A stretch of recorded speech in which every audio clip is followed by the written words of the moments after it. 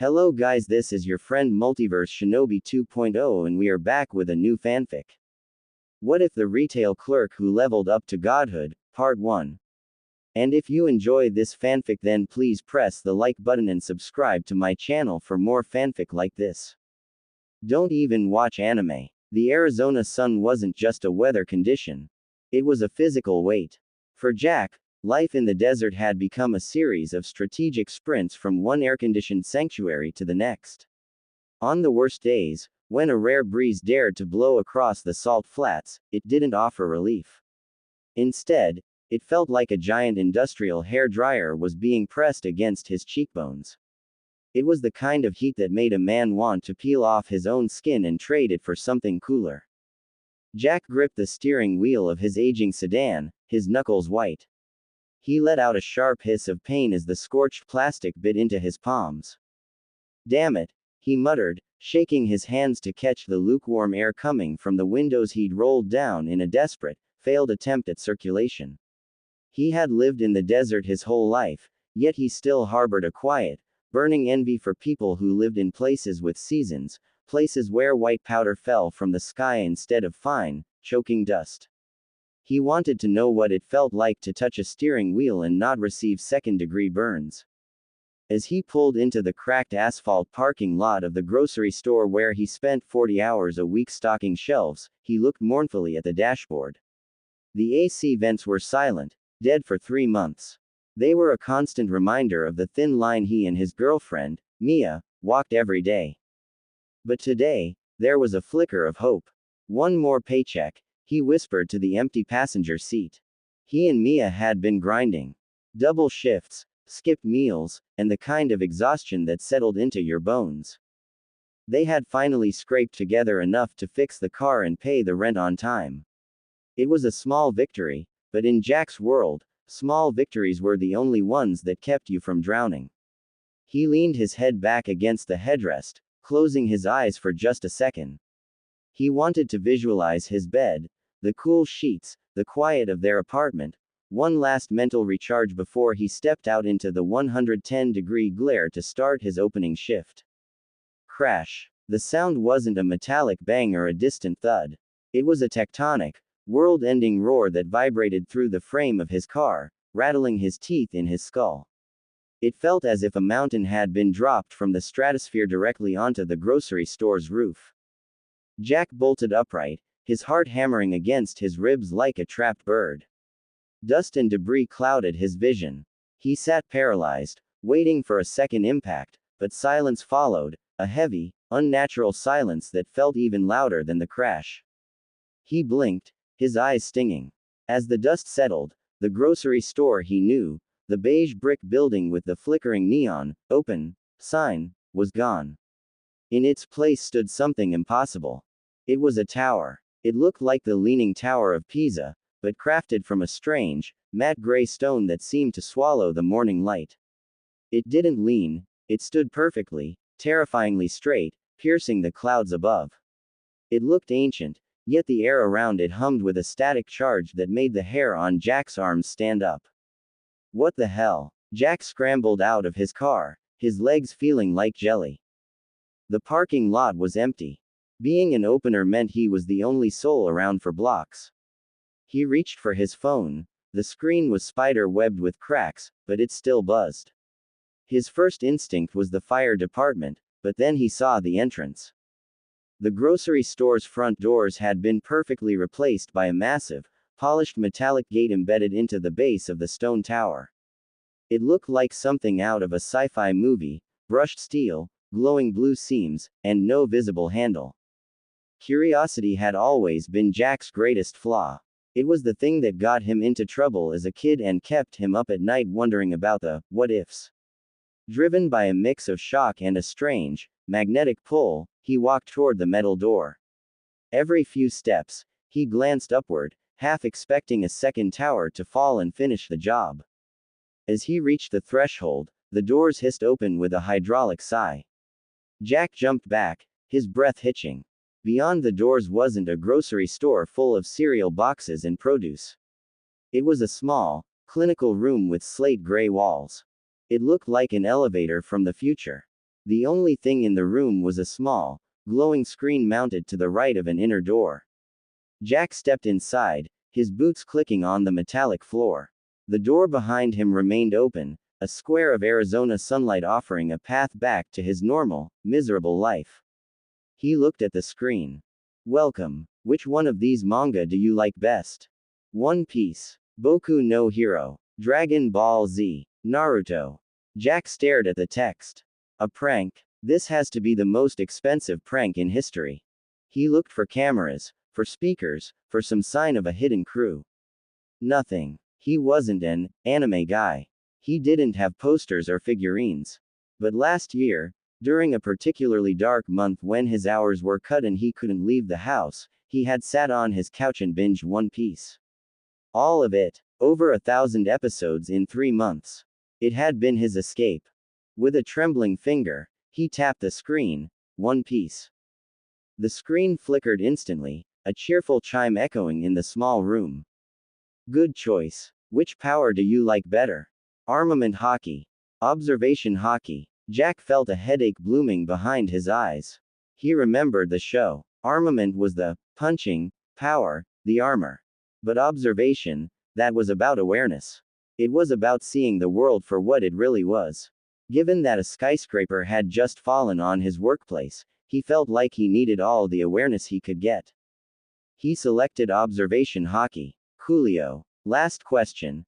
Which devil fruit is your favorite? A keyboard appeared, an old-school UI that looked like an early smartphone. Jack didn't even have to think about it. He remembered the Arizona heat. He remembered his burning hands. He typed. The chili fruit, he no mi. The screen turned a vibrant, glowing gold. You've got good taste. Now that you've made your choices, it's time to climb the Shonen Tower. I'll see you at the next staircase. If you live. Slam. The outer doors, his only exit, shut with the finality of a coffin lid. Jack lunged for them, clawing at the smooth metal, screaming for help until his throat felt raw. But the tower didn't care. The inner door slid open, revealing a blinding, brilliant white light. With no other choice and the air in the small room growing stale, Jack stepped through. The transition was violent. His senses were overwhelmed. He expected a hallway. He found an ocean. The smell hit him first. Salt, brine, and rotting seaweed. Then the sound. The rhythmic, thunderous crash of waves against a shore. Jack blinked, his eyes watering. He wasn't in a tower anymore. He was standing on a white sand beach that stretched for miles. Behind him, where the door should have been, was a dense, prehistoric jungle. The trees were massive, their leaves the size of car hoods. I'm dead, Jack whispered, sinking to his knees. I died in the crash and this is some weird, nerded out version of purgatory. Beep. A translucent blue screen floated in the air before him, moving as he moved. User. Jack. Fruit. Chili fruit. Level 1, 0/5. Active skill. Ice ball. Hockey. Observation. Level 1, 0/5. Active skill. Sense presence. Journey points. 0. Jack stared at his hands. They felt different. There was a faint, bluish tint beneath his fingernails. He looked at the jungle, then back at the endless ocean. Is this a joke? He screamed at the sky. Do I get a tutorial? A map? Anything? Silence. Only the squawk of a seagull answered him. Jack stood up, brushing the sand off his work pants. He didn't know where he was, but he knew one thing. He wasn't in Arizona anymore. He started walking toward the jungle, the only path available. He didn't notice that as his foot left the sand, a small patch of frost remained where his heel had touched the ground, steaming in the tropical heat. The whispering canopy and the cold awakening. The transition from the blinding white sand of the beach to the emerald gloom of the jungle was like stepping into a different world entirely. The heat here was different from Arizona. In Arizona, the heat was a dry, cracking whip. Here, it was a heavy, wet blanket that smelled of damp earth, rotting vegetation, and something metallic, like old blood. Jack took a tentative step onto the dirt path. His work boots, designed for the flat linoleum of a grocery store, felt clumsy against the gnarled, serpentine roots that crisscrossed the ground. Every few feet, he stopped, his heart hammering a frantic rhythm against his ribs. Okay, Jack. Think, he whispered, his voice sounding thin and fragile against the roar of the jungle. You picked the fruit. You picked the hockey. That screen, it said level 1. He looked down at his hands. They were pale, paler than they had been 10 minutes ago. When he breathed out, a faint wisp of white mist escaped his lips, despite the sweltering humidity. It was as if his internal thermostat had been shattered and replaced with a block of dry ice. The first pulse. As he delved deeper, the canopy overhead thickened, knitting together until the sky was nothing more than jagged shards of blue. The silence of the beach was replaced by a cacophony of shrieks, clicks, and the low, vibrating hum of insects the size of dinner plates. Suddenly, a sharp pressure bloomed behind Jack's eyes. It wasn't a headache, it was a tug. It felt like an invisible string was tied to the base of his skull, pulling his attention toward a dense cluster of ferns to his left. Observation hockey. Sense presence activated. The world didn't change color, but Jack's perception did. In the peripheral of his mind's eye, he saw a blotch of heat. It was a flickering, jagged aura of angry red, hidden behind the greenery. It was moving. It was hungry. I see you, Jack breathed. The fear was still there, but it was being pushed aside by a strange, icy calm that seemed to be flowing through his veins.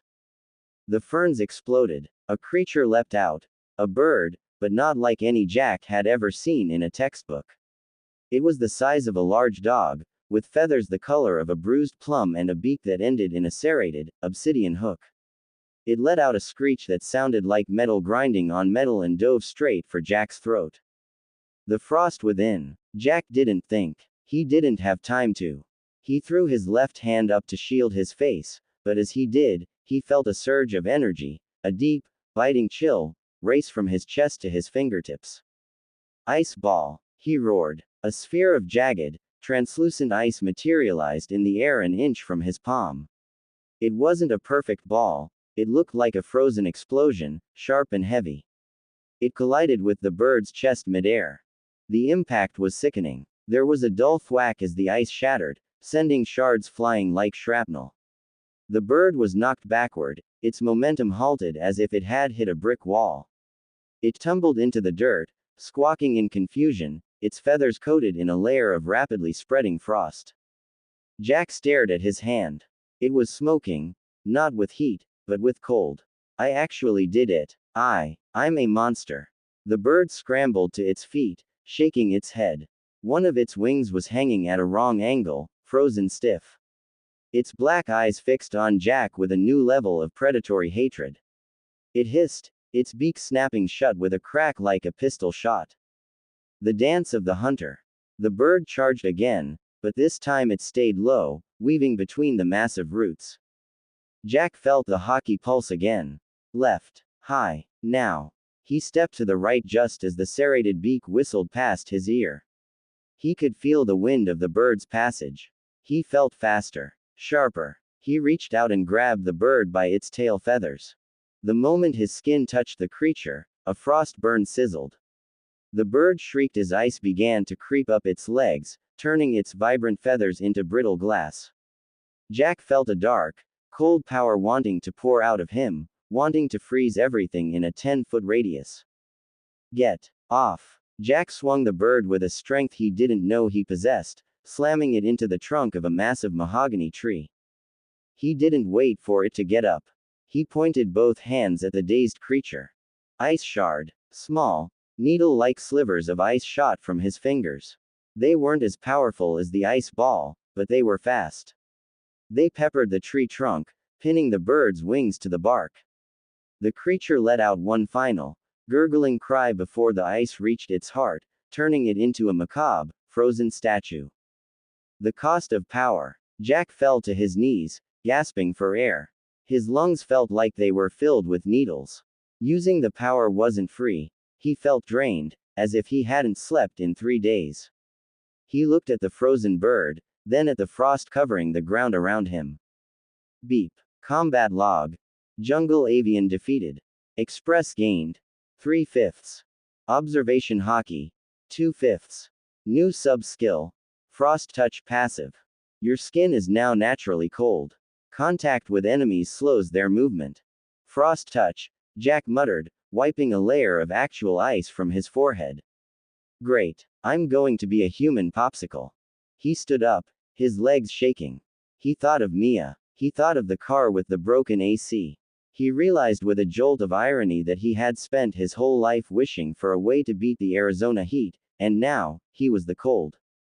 The jungle seemed to grow darker. The path ahead narrowed, leading toward a massive stone archway covered in glowing moss. Beyond the archway, the sound of the ocean returned, but it sounded different now, deeper, more rhythmic. Like the breathing of a giant. 1 foot in front of the other, Jack whispered. Just like the grocery store. Just keep moving until the shift is over.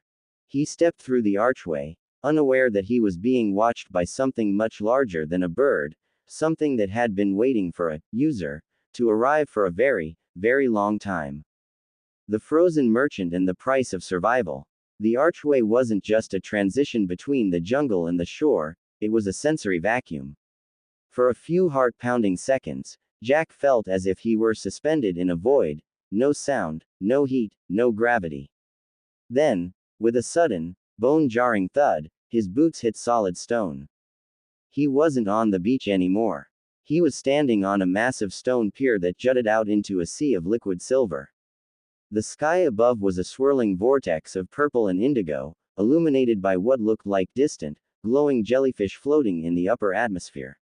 The air here was thin and bitingly cold, the kind of cold Jack had always dreamed of back in the 115-degree Arizona heat, but now that he had it, it felt predatory.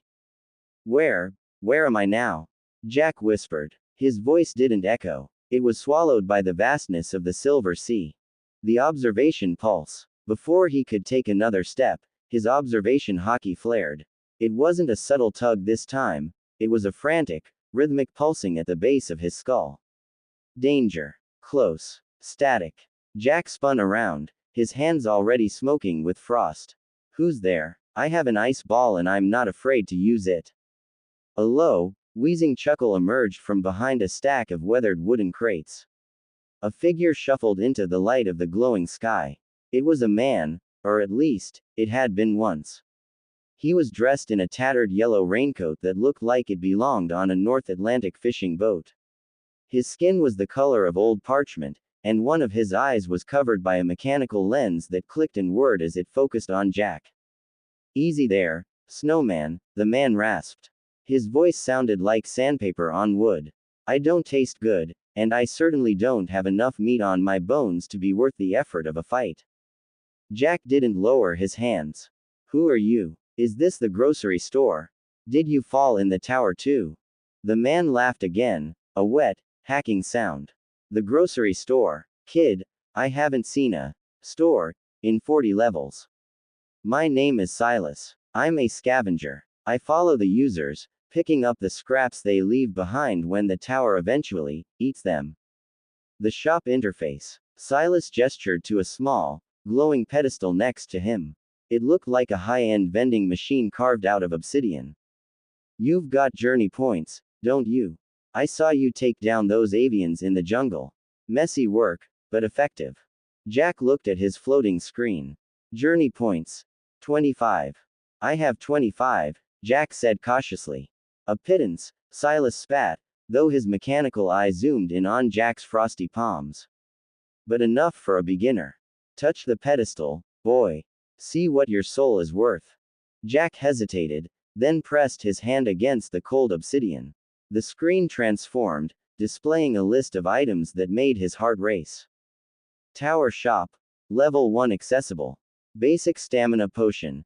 10 JP, restores energy for fruit usage. Leather bracers common, 15 JP, plus 2 defense, prevents self-frostbite. Skill scroll. Ice saber, 50 JP, create a blade of solid ice. Hockey supplement. 100 JP, instant level up for observation. Jack looked at his hands. He noticed for the first time that his skin was beginning to crack. The chili fruit was powerful, but his human body wasn't built to contain that much sub-zero energy. His fingertips were turning a dark, bruised purple. The bracers, Jack said. I need the bracers. He tapped the screen. A flash of blue light erupted from the pedestal, and suddenly, two thick, dark brown leather guards were strapped to his forearms. They felt warm, lined with some kind of fur that insulated his skin from his own runaway powers. The transformation. Smart choice, Silas said, leaning against a crate. Most kids go for the sword. They think they can hack their way to the top. But the tower doesn't kill you with monsters first, it kills you with yourself. Your fruit is a Logia type, isn't it? Jack nodded. I think so. It's the one Aokiji had. Silas whistled through broken teeth. A heavy hitter. But look at you. You're shivering. A true Logia user is the element. You're still just a man holding a bucket of ice. Until you learn to let the cold become you, you're just a ticking time bomb of frostbite. Jack looked out at the silver sea. How do I get out of here? How do I get back to Arizona? Silas pointed a gnarled finger toward the horizon. Far out in the silver water, a massive, dark shape began to rise. It looked like the fin of a shark, but it was the size of an aircraft carrier. That's the gatekeeper of the first floor, Silas said, his voice dropping to a whisper. The great silver fin. You want to move to the next floor. You have to cross that water. And he doesn't like intruders. The first real test. Jack felt a surge of terror, but then he thought of Mia. He thought of her sitting in that hot apartment, waiting for him to come home from a shift that would never end. He thought of the car, the bills, the crushing weight of their normal life. Suddenly, the silver sea didn't seem so scary. It was just another obstacle. Another double shift. I'm going across, Jack said, his voice steady. Then you'd better start practicing, Silas said, disappearing back into the shadows of the crates. Because the water is deep, and the fin is hungry. Jack walked to the edge of the pier. He looked down at the liquid silver. He reached out a foot, testing the surface. If I'm a Logia, Jack whispered to himself, then I don't need a boat. He closed his eyes, reaching deep into that cold, empty void in his chest. He didn't just want to throw an ice ball. He wanted to be the ice. He stepped off the pier, his heart in his throat. As his boot touched the silver water, a massive crack echoed through the air. A path of solid, jagged ice surged forward from his foot, freezing the sea instantly. Chili fruit. Level 2, 0/10. New skill unlocked. Ice Age incomplete, freeze the surface of liquids. The silver wake in the shards of defiance. The ice beneath Jack's boots groaned, a deep, tectonic sound that vibrated up through his shins and settled in his pelvis. He was standing nearly a quarter-mile out from the stone pier, a solitary figure on a jagged, white ribbon of frost that cut through the liquid silver of the sea. Behind him, the silhouette of Silas and the crates had faded into the purple haze. In front of him, there was only the horizon, and the thing that lived beneath it. Just like the freezer isle, Jack whispered, his breath coming in ragged, frozen plumes. Just a big, wet freezer isle. He lied to himself because the truth was paralyzing. The great silver fin wasn't just a fish. As it crested the surface again, Jack realized the scale was impossible. The dorsal fin alone was 40 feet high, a slab of obsidian-like bone that sliced through the silver water without leaving a ripple. It was silent. It was efficient. It was a predator designed by a god who hated intruders. The observation strain. Observation hockey. Sense presence. Warning. The red pulse in Jack's mind didn't just flicker, it screamed. It was no longer a single point of heat, it was a massive, throbbing wall of intent. The fin wasn't just swimming, it was circling. It was testing the structural integrity of Jack's ice bridge.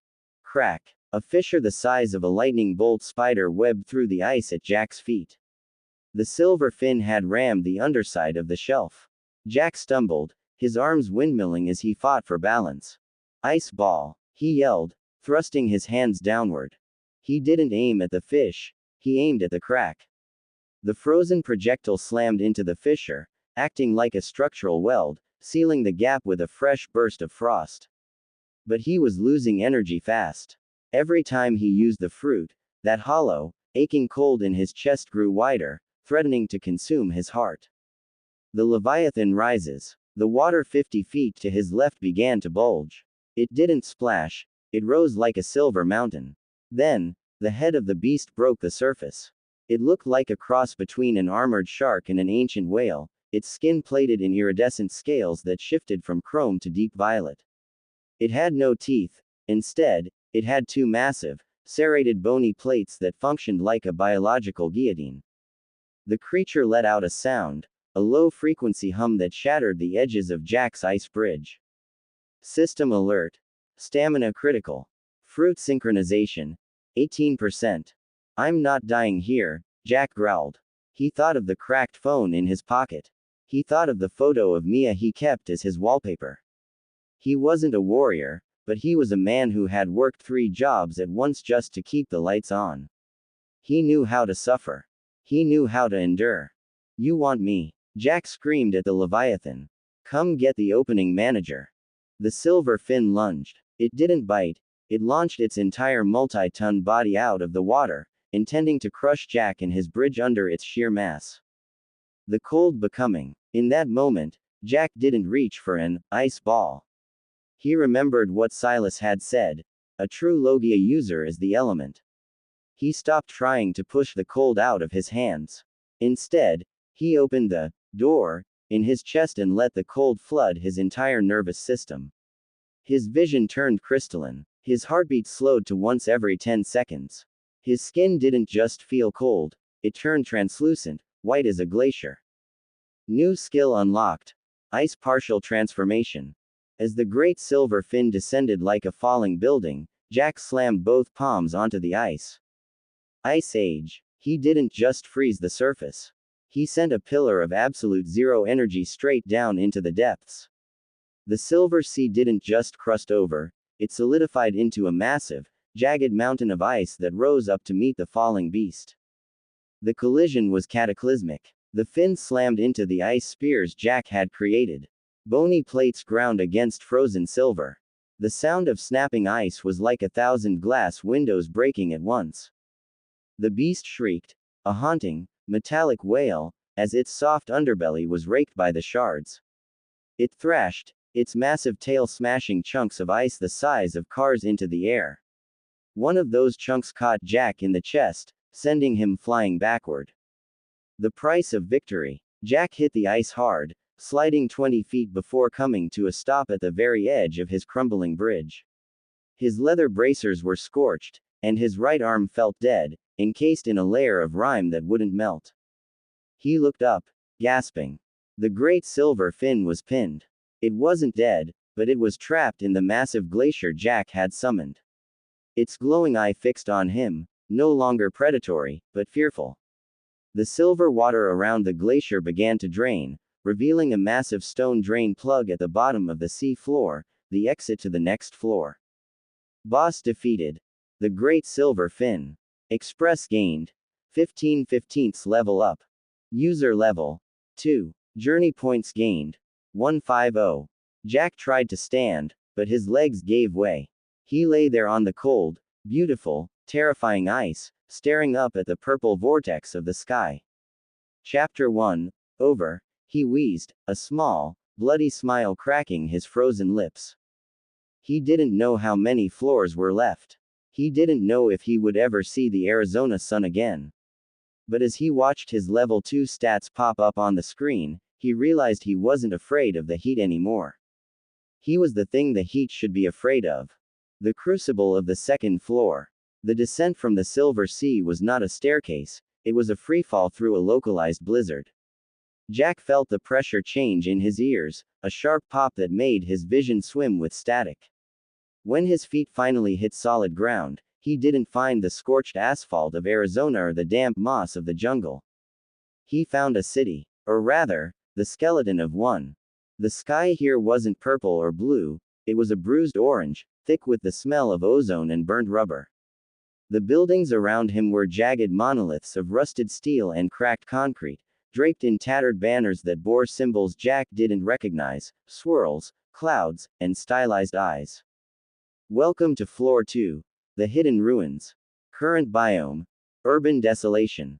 Jack stumbled forward, his right arm still encased in a thin, translucent layer of rime from his fight with the silver fin. Every breath felt like inhaling sandpaper. The humidity of the first floor was gone, replaced by a dry, leaching heat that seemed specifically designed to drain his newly awakened ice powers. The Gathering. As he rounded a corner of a collapsed skyscraper, Jack froze. His observation hockey didn't just pulse, it went haywire, detecting dozens of signatures ahead. In a wide, open plaza that might have once been a park, people were gathered. But they weren't normal people. To his left, a girl no older than 19 was sitting on a pile of rubble, idly sharpening a kunai. Her eyes were a flat, milky white, no pupils, no irises. To his right, a massive man with spiked blonde hair was practicing punches that sent literal shockwaves through the air, his fists wreathed in flickering green sparks. Another one crawled out of the water, Jack spun around. Standing on the rusted hulk of a burned-out bus was a man wearing a tactical vest and a forehead protector that had been scratched through with a jagged line. He looked like a ninja from a storybook, but the jagged scar across his nose was very real. I'm Jack, Jack managed to say, his voice cracking. Names don't matter much here, Jack, the man said, hopping down with an effortless, predatory grace. I'm Kato. I've been on floor 2 for 6 months. You look like you've been through a meat grinder. Chili fruit, right? Jack nodded, instinctively tightening his grip on his frozen arm. How did you know? Kato pointed to the frost-burned trail Jack had left on the pavement. You're leaking power, kid. You're a high-tier starter. The tower likes to drop people like you into the deep end to see if you can swim. But look around. This isn't the jungle anymore. This is a competition. The rule of the tower. Kato led Jack toward a large, flickering holographic board in the center of the plaza. Floor 2 leaderboard. Saito Uchiha Path, 4500 JP. Elena Titan Shifter Path, 3200 JP. Marcus Quirk. Explosion, 2800 JP. Jack Logia. Ice, 175 JP. The tower only lets 10 people ascend to floor 3 every week, Kato explained, his voice turning cold. There are 50 of us here right now. Do the math. To get the points you need to move up, you either hunt the monsters in the ruins, or you hunt the other users. Jack felt a cold sweat break out, not the magical kind, but the very human kind. He thought of the silver fin. He had almost died just trying to cross a pond. Now, he was being told he had to compete against people who could move like lightning and see through walls. I don't want to hunt anyone, Jack said firmly. I just want to go home. Kato laughed, a harsh, humorless sound. Home is a dream, kid. This tower is the only reality now. And if you don't spend those points soon, someone is going to kill you just to see if your fruit drops as a loot crate. The decision. Jack looked at his screen. He had 175 journey points. He looked at the shop again. Tower shop. Floor 2 specials. The Raven's message one-time use 150 JP. Send a 10-word message to any destination in the origin world. Intermediate hockey training. 100 JP. Frost resistance potion. 25 JP. His heart hammered. A message. He could tell Mia he was alive. He could tell her not to worry. He could tell her, what? That he was a frozen freak trapped in a stone skyscraper from another dimension. But 150 points would leave him with almost nothing. No upgrades. No defense. In a place where everyone was a predator, being weak was a death sentence. You're thinking about the message, aren't you? Kato whispered, leaning in close. Don't. It's a trap. The tower wants you to stay connected to your old life because it makes you soft. Soft people die on floor 2. Jack looked at the Raven's message icon. Then he looked at his scarred, ice blue hands. He thought of the Arizona heat.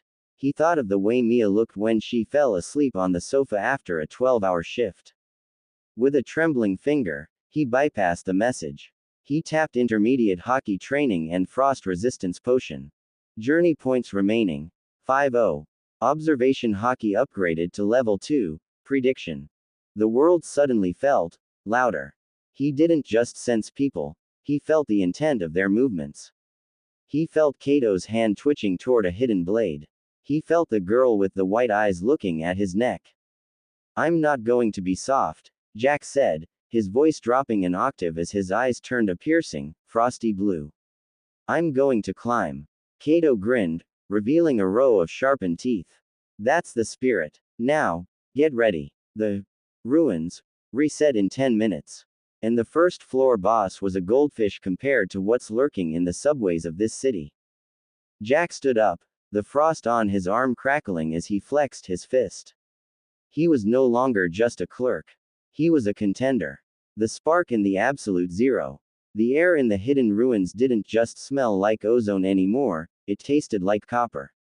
As Jack stood in the plaza, his newly upgraded observation hockey began to feed him data he wasn't prepared for. It wasn't just sensing presence anymore. It was a rhythmic thrumming in the air, a series of shadow frames that played out in his mind a millisecond before they happened. He felt the twitch in Marcus's shoulder. He felt the heat rising from the blond man's palms. A Logia, huh? Marcus stepped forward, his boots crunching on the glass shards of a broken storefront.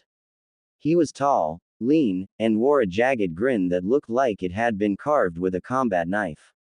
The untouchables of the tower. You think because your body can turn into snow and ice, you're special. I've popped 3 Logias since I got to floor 2. One was smoke. One was mud. They all screamed the same when the oxygen around them ignited. Marcus raised his right hand. A series of orange sparks danced between his fingers, smelling of nitroglycerin. Marcus, back off, Kato warned, though he didn't move to intervene. He was a scavenger of moments, waiting to see who would bleed first. The kid just got here. He hasn't even had his first meal in the ruins. Then he'll be a light snack, Marcus retorted. The first duel. Speed versus stillness. System event. Challenge issued. Opponent. Marcus level 4 quirk. Explosion. Stake. 50 journey points, all in. Jack felt his stomach drop. 50 points. That was everything he had left. If he lost, he wouldn't even be able to buy a bottle of water from the pedestal. But his hockey was screaming at him, if you run, he strikes from behind. I don't want to fight you, Jack said, his voice surprisingly steady. He lowered his center of gravity, his boots spreading a thin, frosted film over the cracked concrete. But I'm not going to be your snack. Marcus didn't wait for a formal start. He lunged. In Jack's mind, a translucent shadow of Marcus moved a split second faster than the man himself. The shadow lunged left. Jack moved right. Boom. The air where Jack had been standing an instant ago erupted in a flash of orange and black soot. The shockwave rattled Jack's teeth, but he was already sliding across the pavement, his hands trailing frost. Fast for a freezer. Marcus laughed, using the recoil of an explosion from his left palm to propel himself through the air like a human rocket. The calculation of cold. Jack realized he couldn't win a war of attrition. Marcus was level 4. He had more stamina, more experience, and a power that naturally countered ice. Heat expands, cold contracts. If Jack just threw ice balls, Marcus would vaporize them before they touched his skin. Think, Jack. Think like a clerk. In the grocery store, if a freezer broke, you didn't just throw more ice in it. You sealed the leaks. You stopped the flow of air. Marcus came screaming in for a finishing blow, his right fist glowing with a concentrated, white-hot spark. Die. Newbie. AP shot. Observation hockey. Prediction active. Jack saw the path of the blast. Instead of dodging, he stepped into the strike zone. He didn't transform his whole body, he didn't have the stamina for that. Instead, he concentrated every ounce of his chilly energy into his left leather bracer. Ice shield. Absolute compression. As the explosion connected, Jack didn't let the ice shatter. He used his willpower to keep the molecules vibrating at a near standstill. The fire hit the ice, creating a massive cloud of steam that blinded everyone in the plaza. I got him, Marcus yelled from within the mist. Did you? Jack's voice came from directly behind him. The cold truth. Marcus spun around, but the steam had been a trap. Jack had used the sudden temperature shift to create a localized fog that he could sense through using his hockey.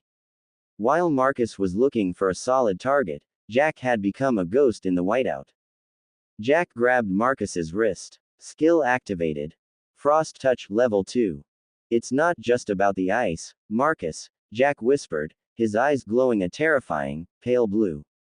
It's about the absence of heat. The moisture in the air around Marcus's arm turned to rime instantly. The nitroglycerin sweat on Marcus's palms, the fuel for his explosions, froze solid. A loud crack echoed as the sweat crystallized, rendered inert by the sub-zero contact. Marcus tried to spark a blast, but his hand just clicked. No heat, no fire, just a numbing, agonizing cold that climbed up his bicep. I can't feel my hand. Marcus stumbled back, his face turning pale as he looked at his arm, which was now coated in a thick, crystalline glove of blue ice.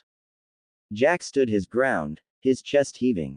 His own arm was trembling from the effort, and a trickle of blood ran from his nose, the price of overextending his level 2 hockey. The challenge is over, Jack said, coughing. Challenge 1. Journey points gained. 5-0. User level 2, express 12/20. The aftermath. The silence in the plaza was heavy. The girl with the white eyes, Elena, stood up from her rubble pile, her expression shifting from boredom to genuine curiosity. Cato clapped slowly, the sound echoing off the rusted buildings. You neutralized his fuel, Cato said, walking over. Smart. You didn't fight the explosion, you fought the chemistry. You might actually survive the night, Jack. Marcus was on his knees, cradling his frozen arm. He wasn't dead, but he was out of the game for now. He looked at Jack with a mix of fear and simmering rage. You'll pay for that, Marcus hissed. The top 3, they won't like a new Logia shaking up the rankings. Jack didn't answer. He looked at his screen. He had 100 journey points again. But more importantly, he saw a new notification in the corner of his eye. Warning. Floor 2 event starting, the night parade of 100 demons. The orange sky suddenly turned a deep, blood red. From the dark mouths of the subway tunnels, a rhythmic chanting began to rise. What is that? Jack asked, his hockey beginning to vibrate with 1,000 tiny, needle-like warnings. Elena jumped down from her perch, her white eyes fixed on the nearest tunnel. That, newbie, is why we don't fight in the plaza at sunset. The cursed spirits are coming out to play. If you want to keep those points you just won, I suggest you find a roof. Fast. The chime of the cursed midnight. The transition from the orange dusk to the blood-red night was instantaneous. It wasn't like a sunset on Earth, it was as if a celestial light switch had been flipped, plunging the hidden ruins into a terrifying, crimson-tinted gloom. The air, already dry and biting, suddenly grew thick with the smell of wet earth and copper. Move, newbie, now. Elena's voice was no longer bored. It was sharp, like a whip. Jack didn't need to be told twice. His observation hockey was no longer giving him predictions, it was vibrating with a high-pitched, agonizing whine. It was the sound of 1,000 hungry intentions converging on a single point. From the dark, gaping mouths of the subway entrances, they began to emerge. They weren't animals, and they weren't men. They were cursed spirits, monstrosities born from the collective fears of 1 billion souls. One looked like a massive, bloated infant with centipede legs, another was a jagged shadow with 12 weeping eyes. They didn't walk. They skittered, glided, and pulsed through the rusted streets. The team up on the concrete peak. To the roof. The water tower building. Elena yelled, pointing toward a half-collapsed structure that still boasted a sturdy iron fire escape. Jack lunged for the metal ladder. His hands, still numbed from his duel with Marcus, gripped the cold iron. Above him, Elena moved with a fluidity that made his observation blur.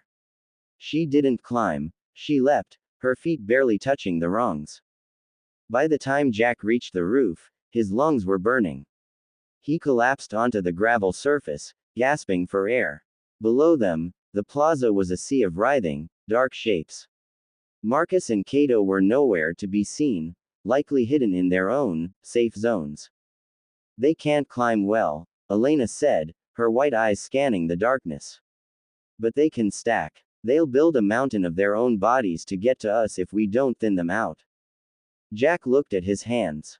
I'm almost out of juice, Elena. That fight with Marcus, it took a lot. Then find more, she snapped.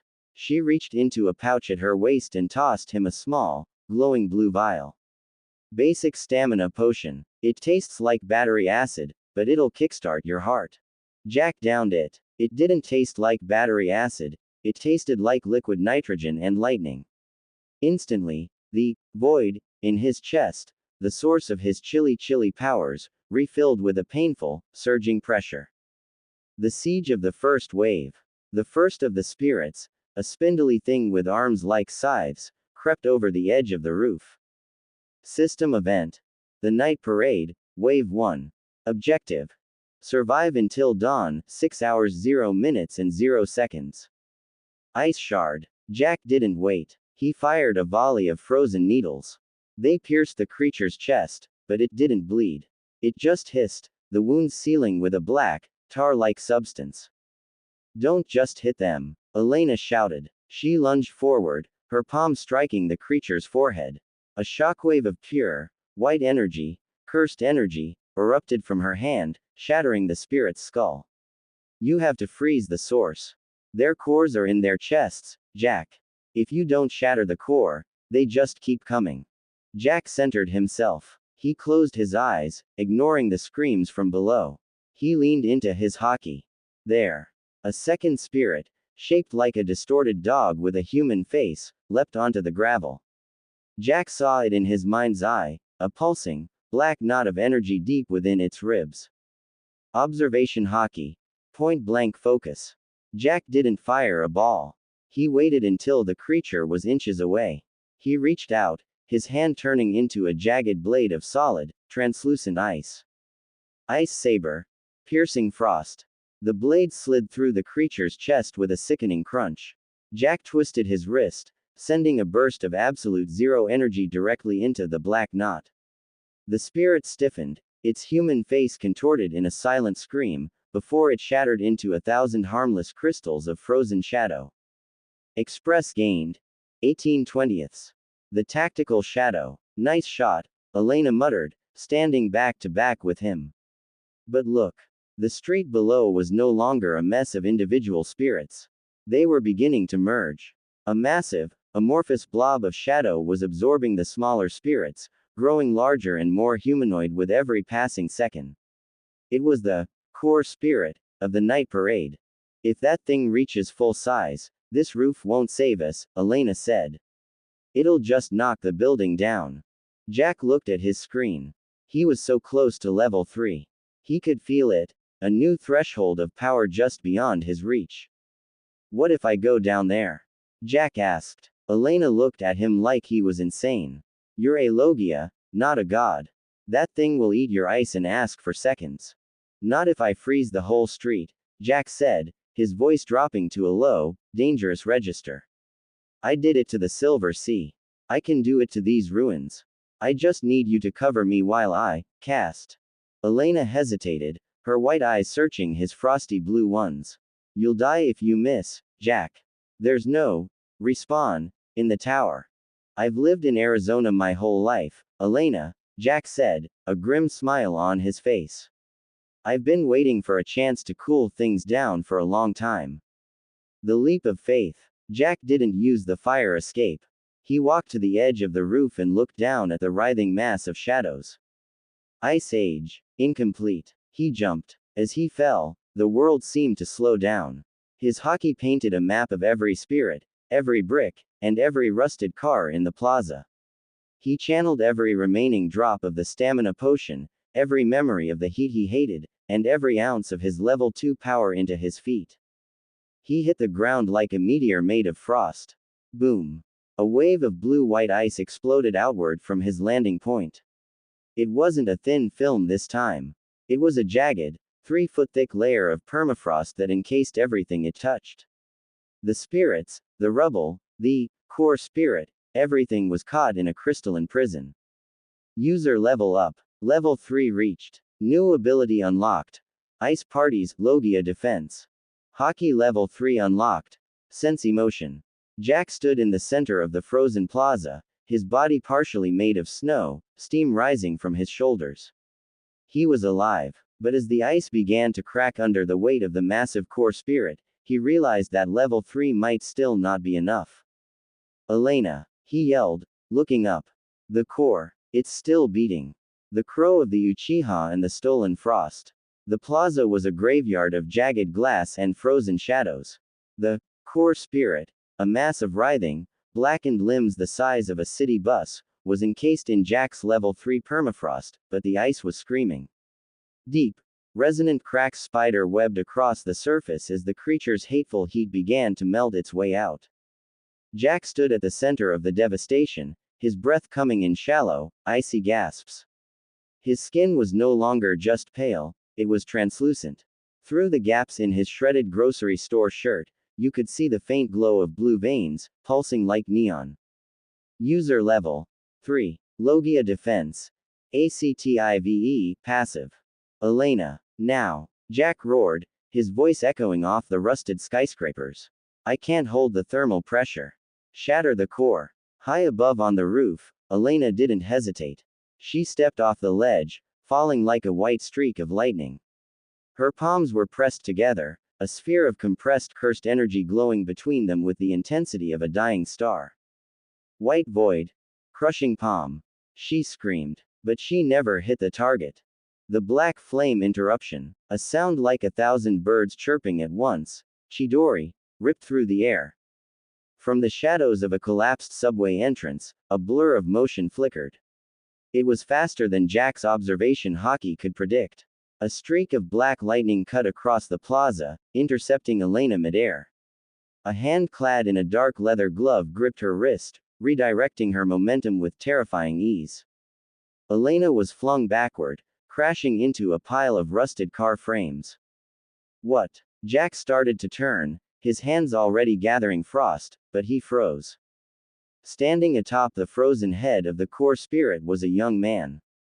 He couldn't have been older than 21, wearing a high-collared black trench coat that billowed in the unnatural wind. His hair was jet black, falling over one eye. But it was the other eye that stopped Jack's heart. It was red. Deep, blood red, with 3 black commas, Tomo, spinning slowly around the pupil. Warning. Top-ranked user detected. Name. Saito Level 12 Uchiha Path. A Logia, Saito said, his voice smooth and utterly devoid of emotion. Impressive output for a Level 3. You've kept the core spirit stationary for nearly 60 seconds. I appreciate the assistance. That's our kill, Jack yelled, stepping forward. The ice beneath his feet shattered as he channeled his anger. We did the work. Elena almost died for this. Saito didn't even look at him. He looked down at the trapped monster beneath his boots.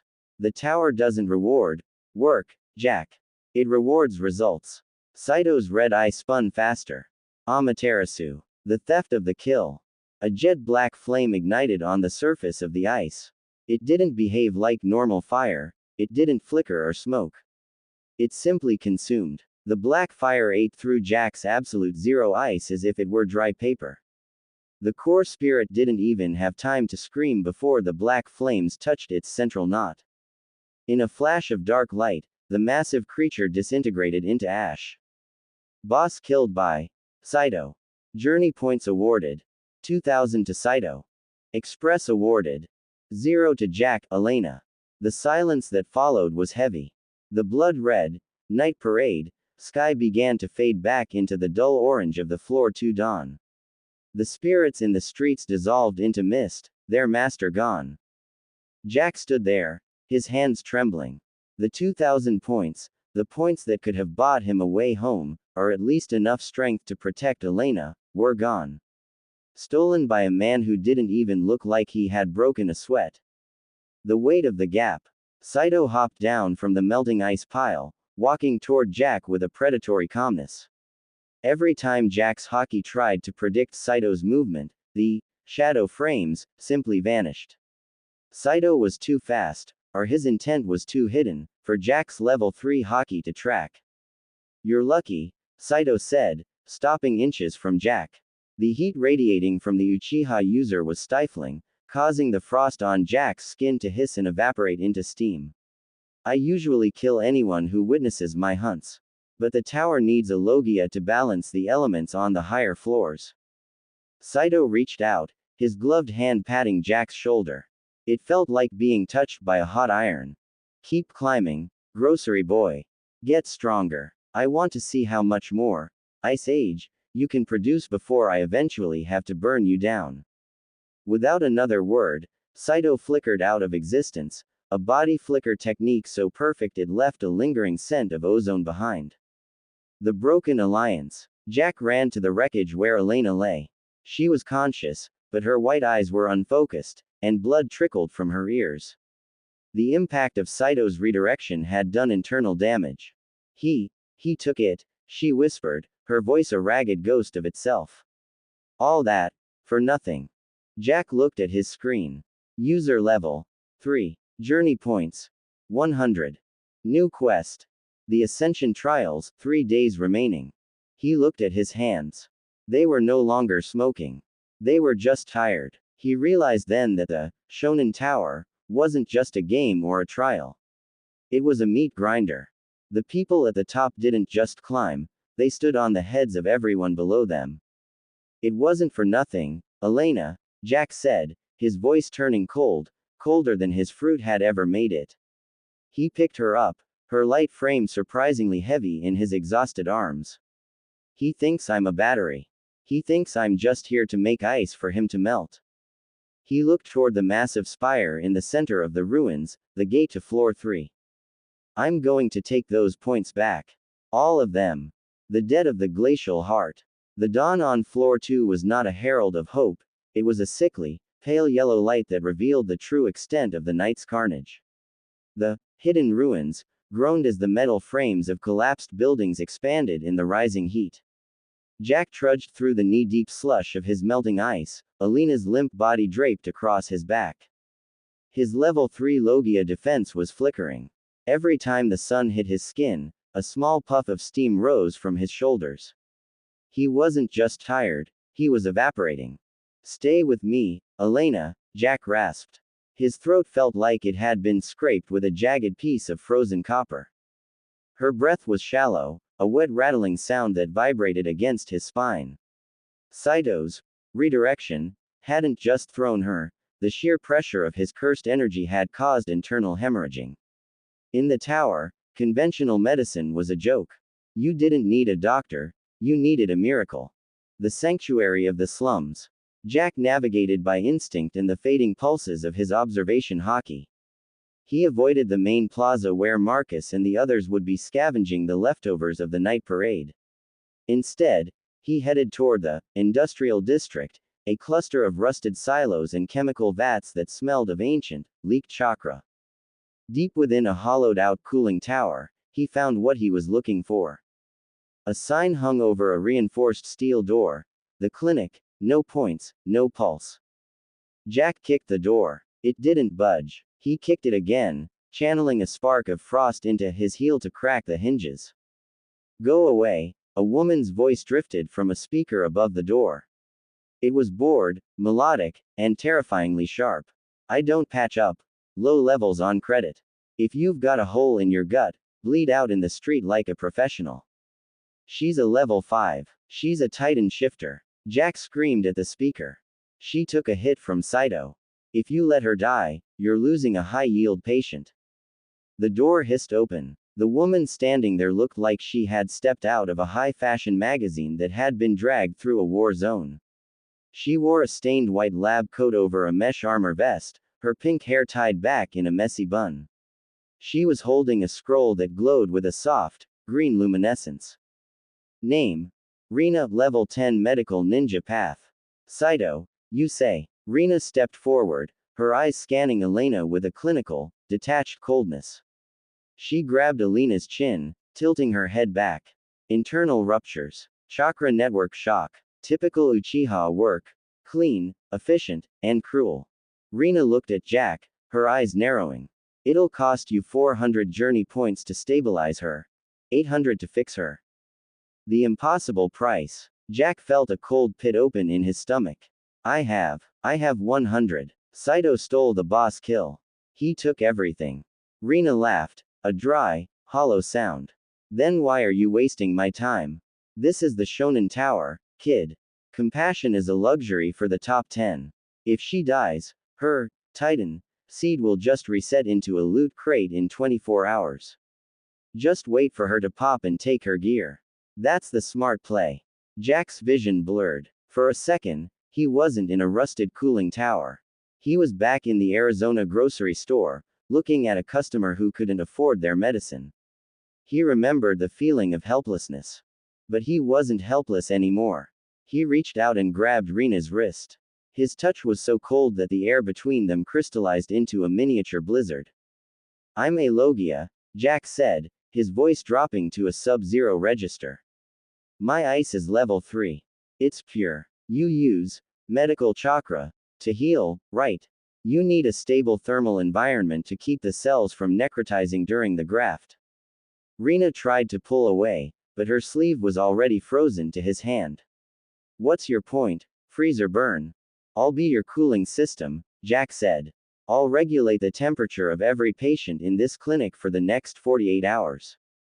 I'll keep your serums from spoiling. I'll be the ice that keeps this place running. Just save her. New system contract proposed. The life debt. Terms. Jack provides 48 hours of continuous Logia output. Reward.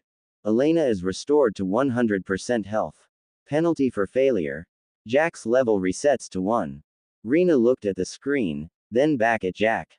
A predatory glint entered her eyes. 48 hours of continuous output. You'll be a husk by the end of it. Your fruit will try to eat your soul to keep the cold coming. Do we have a deal? Jack asked, his grip tightening. Rena smiled. We have a deal. Put her on the table. The frozen martyr. The next 20 hours were a blur of agony. To keep the clinic at the precise, sub-zero temperature Rena required for her cellular regeneration jutsu, Jack had to become a living radiator of cold. He sat in the center of the room, his hands pressed against the floor, acting as a human conduit for the chilly fruit. His observation hockey began to fail. Without rest, his mind was fracturing. He started to see things, shadows of the silver fin swimming through the walls, the ghost of Marcus laughing in the corner. Every time his focus wavered, Rena would slap him. Don't you dare drop the temp. If the blood in her vessels thaws too fast, she'll stroke out. Jack bit his lip until it bled, the blood freezing before it could hit his chin. He thought of Mia. He realized he hadn't thought of her in hours. The tower was doing exactly what Kato had warned him about. It was replacing his memories with the immediate, visceral need to survive. I am ice, Jack whispered to the empty air. By the 36th hour, Jack's skin had turned a permanent shade of cerulean blue. He was no longer shivering, his body had forgotten how. He was becoming a statue. Warning. Fruit synchronization at 45%. Danger. Loss of human identity imminent. On the table, Elena's skin began to glow with a healthy, tan hue. Her breathing smoothed out. The Titan blood in her veins was knitting her organs back together, fueled by Rena's chakra and Jack's cold. Rena stood over her, wiping sweat from her brow. She looked at Jack with something that almost resembled respect. 6 more hours, kid. If you don't shatter into a million pieces before then, you might actually make it. But as she spoke, the door to the clinic blew inward. It wasn't a monster. It was Kato, and he wasn't alone. He had 3 other mid-level users with him, men with hungry eyes and jagged blades. I heard the Logia was playing. Refrigerator. For the doctor, Kato said, his eyes scanning the room until they landed on Jack's frozen form. A level 3 Logia, completely drained and unable to move. That's better than a boss kill. That's a jackpot. Jack tried to stand, but his legs were literally frozen to the floor. He looked at Kato, then at the sleeping Elena. He was out of points. Out of stamina. And his 48 hours weren't up. The brittle crown and the Titan's breath. The air in the cooling tower was no longer just cold, it was stagnant, a physical weight of frost that hung like a shroud over the surgical table. Jack sat at the center of the room, his legs fused to the concrete floor by a thick, translucent pedestal of ice. He looked less like a man and more like a statue carved from a glacier, his skin a pale, haunting cerulean, his eyes two pinpricks of glowing white light. Kato stepped over the threshold, his tactical vest clinking with hidden kunai. Behind him, 3 scavengers fanned out, their hands glowing with low-level elemental energy, sparks of fire and swirls of jagged wind. Look at him, Kato sneered, his eyes darting to Rena, who stood protectively over the unconscious Elena. The great Logia, the hero of the night parade. He's so tapped out he can't even blink without cracking his eyelids. He's under contract, Kato, Rena warned, her green medical chakra flickering around her fingertips. If you break the temperature seal now, the girl's nervous system will liquefy. I don't care about your petty rankings, but I care about my success rate. Kato laughed, a jagged sound that echoed off the curved walls. Success rates don't buy floor 3 passes, Doc. But a Logia's essence. That'll get me all the way to the top. The siege of the still. Jack heard them, but the sounds felt miles away. His observation hockey was no longer a series of shadow frames. It had flattened into a single, agonizing pulse, the heartbeat of the ice itself. He felt every vibration of Kato's boots. He felt the heat of the scavenger's breath. Warning. Stamina at 1%. Fruit synchronization. 48%. Life-death status. 42 hours completed, 6 remaining. Finish him, Kato ordered. One of the scavengers, a man with scorched skin and a quirk that let him spit pressurized oil, stepped forward. He inhaled deeply, his chest expanding like a bellows. Fried Logia coming up. He spat a stream of black, flammable liquid toward Jack's frozen chest. Jack didn't move. He couldn't. But as the oil touched the aura of absolute zero air surrounding him, something strange happened. The oil didn't ignite. It didn't even coat him. It froze midair, turning into a brittle, black glass that shattered against Jack's collarbone like harmless hail. What the? The scavenger blinked. The forbidden Logia move. Glacial domain. Jack's lips didn't move, but a voice seemed to vibrate through the very floorboards. I am the contract. In that moment, Jack stopped trying to produce ice. He realized his mistake. He had been treating his power like a gas tank, something to be used and refilled. But a Logia wasn't a tank. A Logia was a force. Emergency evolution detected. New ability unlocked. Frozen heart, the stillness of the void. The temperature in the clinic didn't just drop, it vanished. The atomic vibration of the air molecules slowed to a crawl. Kato's breath didn't mist. It turned into solid carbon dioxide and fell to the floor like pebbles. My lungs. Kato gasped, clutching his throat. The air was so cold it was searing his windpipe from the inside out. Jack raised one frozen hand. It moved with the agonizing slowness of a shifting continent. You stole the points. A wave of blue-white rime surged outward from Jack's seat. It didn't travel like water, it traveled like a virus. It climbed the walls, encasing the medical equipment, the lights, and the scavengers. The man who had spat the oil was turned into a human popsicle before he could even scream, his eyes wide with a final, crystalline terror. Kato, get us out, the wind user yelled, but as he tried to summon a gust to propel himself away, the very air he tried to move froze solid. He was trapped in a coffin of his own making. The awakening of the Titan. The sudden, violent drop in temperature did exactly what Rena feared, it shocked Alina's system. But instead of her nerves liquefying, the Titan blood in her veins reacted to the threat. On the table, Alina's eyes snapped open. They weren't white anymore. They were glowing with a fierce, golden light. Boom! A surge of steam, hot, pressurized, and violent, erupted from her pores, clashing with Jack's absolute zero aura.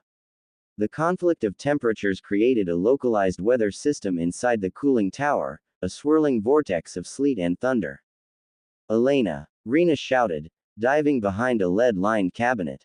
Elena sat up, her skin steaming, her muscles rippling with an unnatural, giant-like strength. She looked at Kato, who was struggling to pull a kunai with his frostbitten fingers. You, Elena said, her voice resonant with the power of the founding.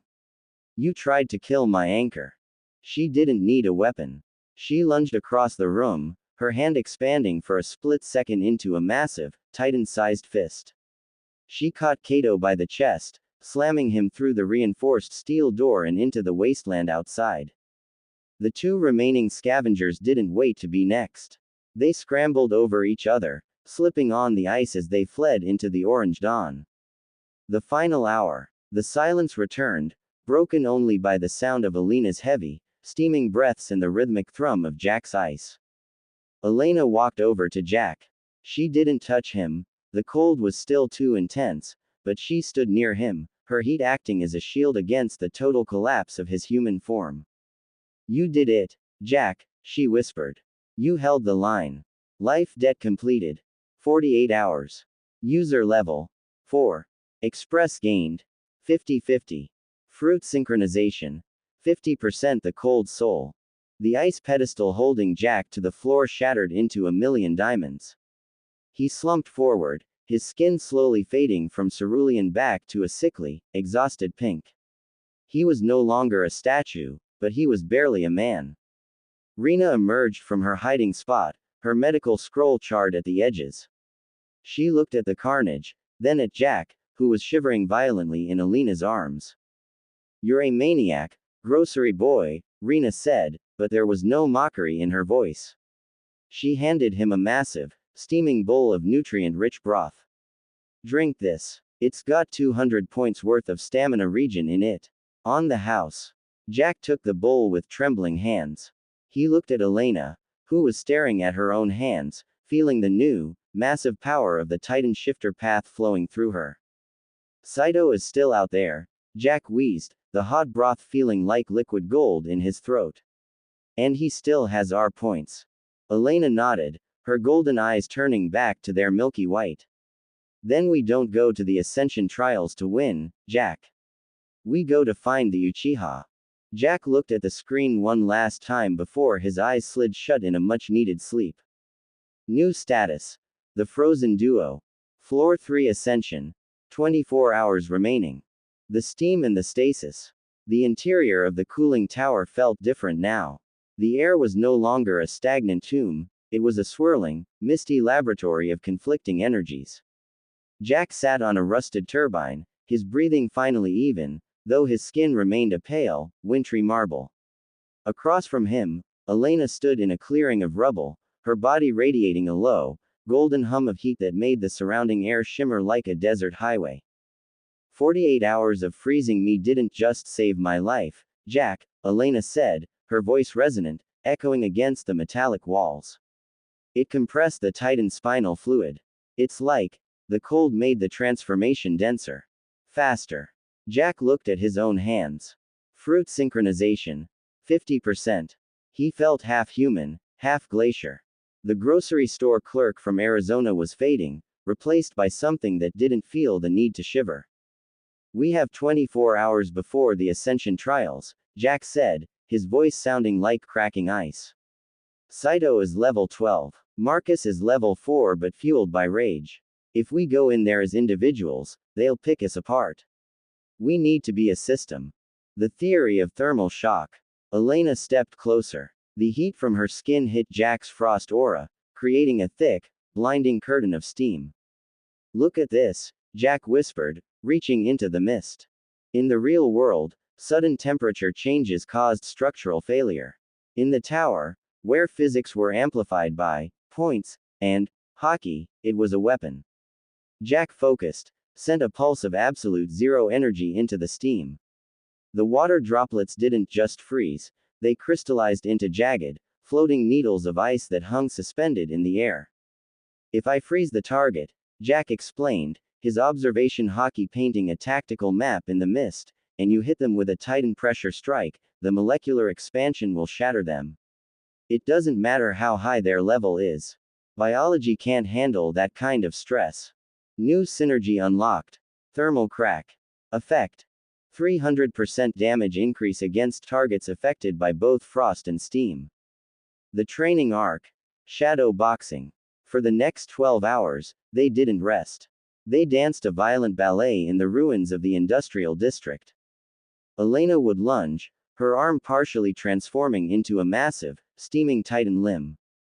Jack would slide beneath her, his feet creating a path of frictionless ice, and fire a concentrated ice shard at her training targets, discarded steel vats. Crack boom. The steel didn't just dent, it disintegrated. The extreme cold from Jack's strike followed by the explosive heat of Elena's palm caused the metal to reach its fatigue limit in seconds. Again. Elena yelled, her white eyes glowing. Jack pushed himself. He began to experiment with his hockey level 3, sense emotion. He could feel Elena's determination, it was a steady, burning orange flame. But further away, toward the center of the ruins, he felt something else. A cold, sharp needle of arrogance.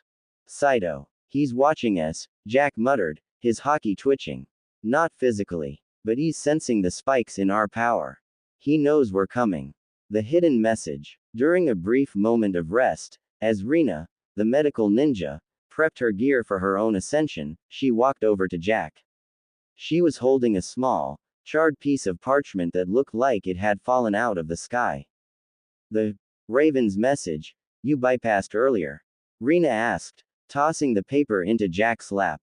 A courier bird was shot down by a cursed spirit near the subway. It wasn't meant for you, but it has your name on it. Jack's heart stopped. He unfolded the paper with trembling fingers. The handwriting was unmistakable. It was Mia's. Jack, if you can see this, don't stop. The car is fixed, but the house is empty. I found a door in the basement of the store. I'm coming in. Meet me at floor 5. Don't you dare die before then. The paper crumbled into ash the moment he finished reading it. The tower didn't allow physical tokens from the origin world to last long. She's inside, Jack whispered, his blue eyes turning a fierce, glowing white. She's in the tower. Elena placed a steaming hand on his shoulder. The heat didn't hurt him anymore, it felt like a battery charging his soul. Then floor 3 isn't the goal anymore, is it? It's just a step. The opening of the gates.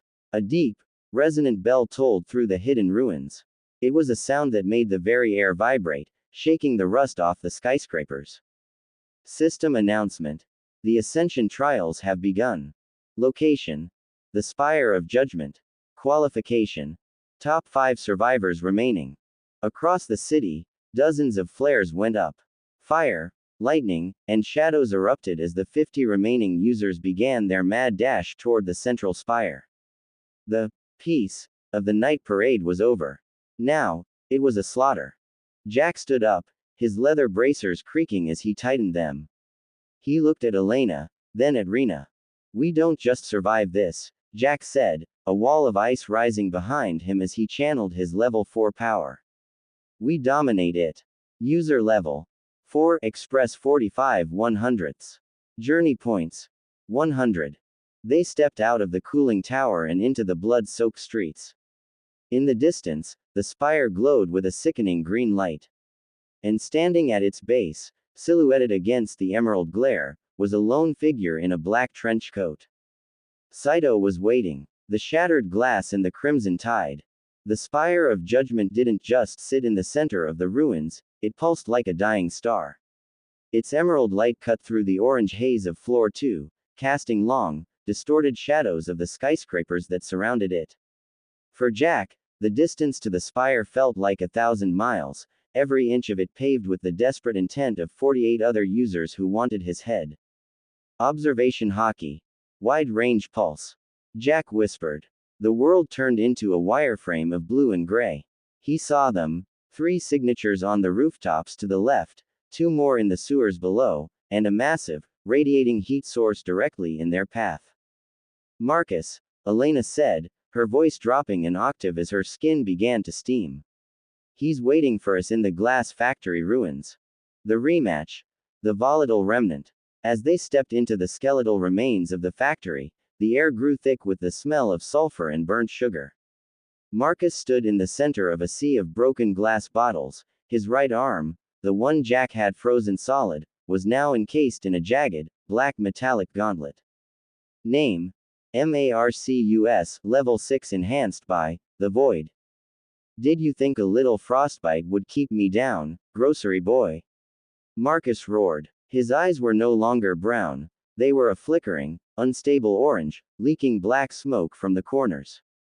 I sold my journey points to a shadow merchant on the black market. I traded my future for the power to turn your ice into steam. Marcus slammed his gauntlet onto the floor. Boom. A wave of pressurized, black fire erupted from the ground, shattering the millions of glass shards and sending them flying toward Jack and Elena like a hailstorm of diamond needles. The thermal synergy. Phase 1. Ice wall. Infinite refraction. Jack slammed his palms down. A jagged, translucent shield of ice rose before them, but it wasn't a flat slab. Jack had shaped it into a series of angled prisms. As the glass shards hit the ice, they weren't just stopped. They were caught in the freezing surface and redirected, spinning back toward Marcus like boomerangs. Elena. Now. Thermal crack. Elena leapt over the ice wall, her body expanding. She didn't go full Titan. The factory roof was too low, but her right arm swelled to the size of a tree trunk, glowing with a terrifying, white-hot pressure. Hardening. Steam ram. She screamed. She punched the air 3 feet in front of Marcus. The sudden expansion of air caused a localized sonic boom. Marcus tried to counter with an explosion, but Jack was already moving. He slid across the glass floor on a layer of frictionless frost, grabbing the underside of Marcus's black gauntlet. Absolute zero. Touch. The breaking point. The conflict of energies was violent. Jack's sub-zero frost met Marcus's void fire. For a split second, the air between them turned into a vacuum. Then, physics took over. The black metal of Marcus's gauntlet, stressed by the extreme cold and the immediate following heat of Elena's steam punch, reached its limit. With a sound like a cathedral window shattering, the enhanced armor disintegrated. No, my power, Marcus shrieked, looking at his bare, frostbitten hand. Jack didn't finish him. He didn't have to. The void power Marcus had purchased was unstable. Without the gauntlet to contain it, the black fire began to consume his own arm. The tower doesn't reward shortcuts, Marcus, Jack said, his eyes a cold, unforgiving white. He turned his back on the screaming man. We have a spire to reach. The traitor in the mist. They reached the base of the spire, where the green light was so intense it made Jack's skin itch. Rena, the medical ninja, was already there, leaning against a stone pillar. She looked pale, her hands trembling as she tucked a glowing seal into her sleeve. You made it, Rena said, but she wouldn't look Jack in the eye. Jack's observation hockey. Sense emotion flared. He didn't feel the bored neutrality she usually projected. He felt guilt and terror. Rena, Jack said, his voice dropping to a dangerous whisper. Why is there a tracking frequency coming from my shoulder? Rena froze. She slowly looked up, her pink hair matted with sweat. Saito. He didn't just want the boss kill, Jack. He wanted a key. Your Logia fruit is a natural conductor for the spire's energy. He paid me to tag you during the 48-hour surgery. He's been using you to map the spire's defenses from the outside. You sold us out, Elena growled, her hand twitching toward her Titan form. I had to. Rena cried. He threatened to wipe my level to 0. In this place, that's a death sentence. The arrival of the apex. Quiet, doctor, a smooth, melodic voice cut through the air. Saito flickered into existence on the stairs of the spire. His black trench coat didn't have a speck of dust on it. His red eye, the Sharingan, spun slowly, reflecting the emerald glow of the tower. The tracking seal served its purpose, Saito said, walking down the steps toward them. The spire's gate requires a massive thermal sacrifice to open. I could have spent hours fighting the Guardian, or I could just wait for a level 4 Logia and a Titan shifter to provide the energy for me. Saito drew a slender, black katana. The air around the blade distorted, humming with a high-frequency vibration. Jack, Elena, Saito smiled, though his eyes remained dead. Thank you for bringing the key to the door. Now, be a good grocery boy and die so I can reach floor 3. System alert. Final trial of floor 2 begins. Objective. Defeat Saito or be consumed by the spire. Jack looked at Elena. Her steam was rising. His frost was thickening. They were outmatched in levels, but for the first time, Jack wasn't afraid. He thought of Mia's message. He thought of the 5th floor. Elena, Jack whispered. Let's show him what a grocery boy can do. Absolute Zero in the Uchiha's eclipse. The air at the base of the spire was no longer atmospheric, it was a battlefield of competing physics. Saito stood on the obsidian steps, his black katana, Kusanagi, humming with a high-frequency vibration that shredded the falling snowflakes Jack's presence created. The 3 black tomo in Saito's red eye spun with a predatory rhythm, mapping every twitch of Jack's muscles and every surge of Elena's steam. You speak of showing me, Jack, Saito said, his voice a calm breeze in the middle of a hurricane. But your movements are telegraphed. Your intent is as loud as a thunderclap. In the eyes of the Sharingan, you are already a statue. Saito vanished. Clang. He reappeared instantly, his blade buried 3 inches into the steam-hardened forearm of Elena's partial Titan form. She roared, her golden eyes wide with shock, as a jet of black flame erupted from the point of contact. Amaterasu. Piercing black bolt. The desperate counter. Thermal collapse. Get away from her. Jack lunged. He didn't fire an ice ball. He knew Saito would just dodge it. Instead, he slammed his hands into the ground, sending a massive wave of frost through the stone. Ice Age. Floor bind. The obsidian steps turned into a frozen sea in a heartbeat. Saito, mid-swing, found his boots fused to the stone. For a millisecond, the Uchiha was stationary. Elena, the crack. Now, Jack screamed. Elena didn't hesitate, despite the black fire eating at her arm. She swung her other limb, a massive, white-hot pillar of muscle and pressurized steam, directly at Saito's chest. The thermal crack, synergy activated. The extreme cold of Jack's floor bind met the 500 degrees Celsius heat of Elena's punch. The air itself groaned under the pressure. The molecular structure of Saito's tactical vest shattered like glass. But as the steam cleared, Jack's observation hockey felt a sickening drop. Saito wasn't dead. He wasn't even bleeding. A ribcage made of ethereal, purple energy had manifested around him, glowing with a ghostly, malevolent light. User ability detected. Susanoo, ribcage form. I grow tired of these parlor tricks, Saito whispered. The purple ribs expanded, throwing Elena back like a ragdoll and shattering Jack's ice into fine powder. The Logia Awakening.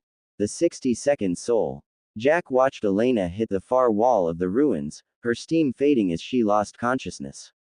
He looked at Rina, who was cowering behind a pillar.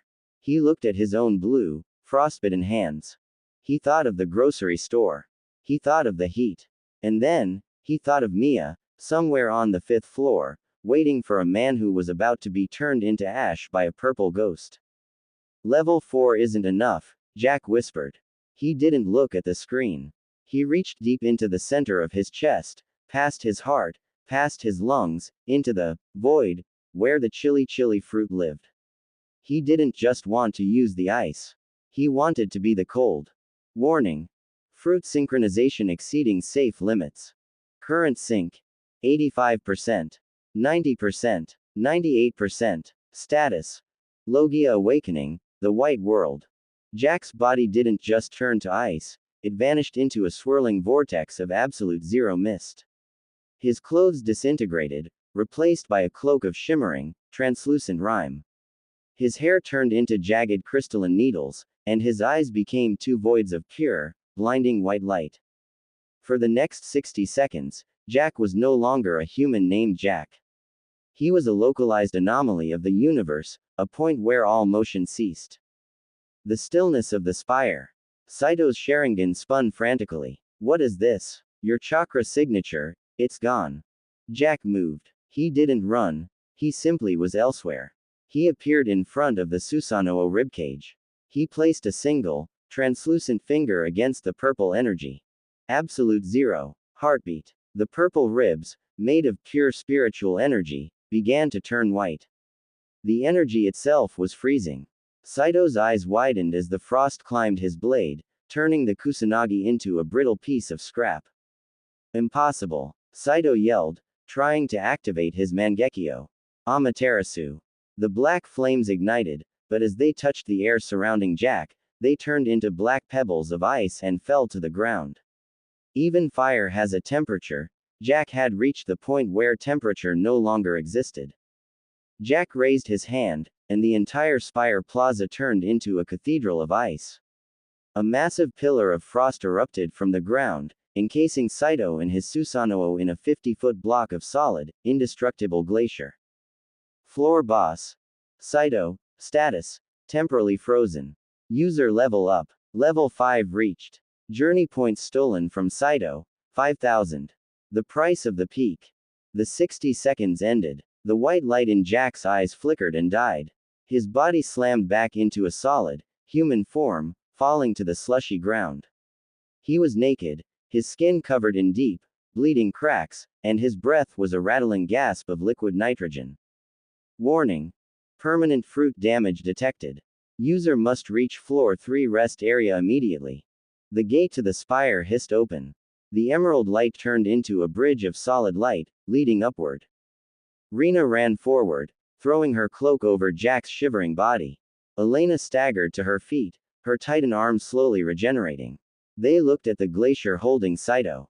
The Uchiha was still alive inside, his red eye fixed in a permanent stare of disbelief, but he wouldn't be thawing out for a long time.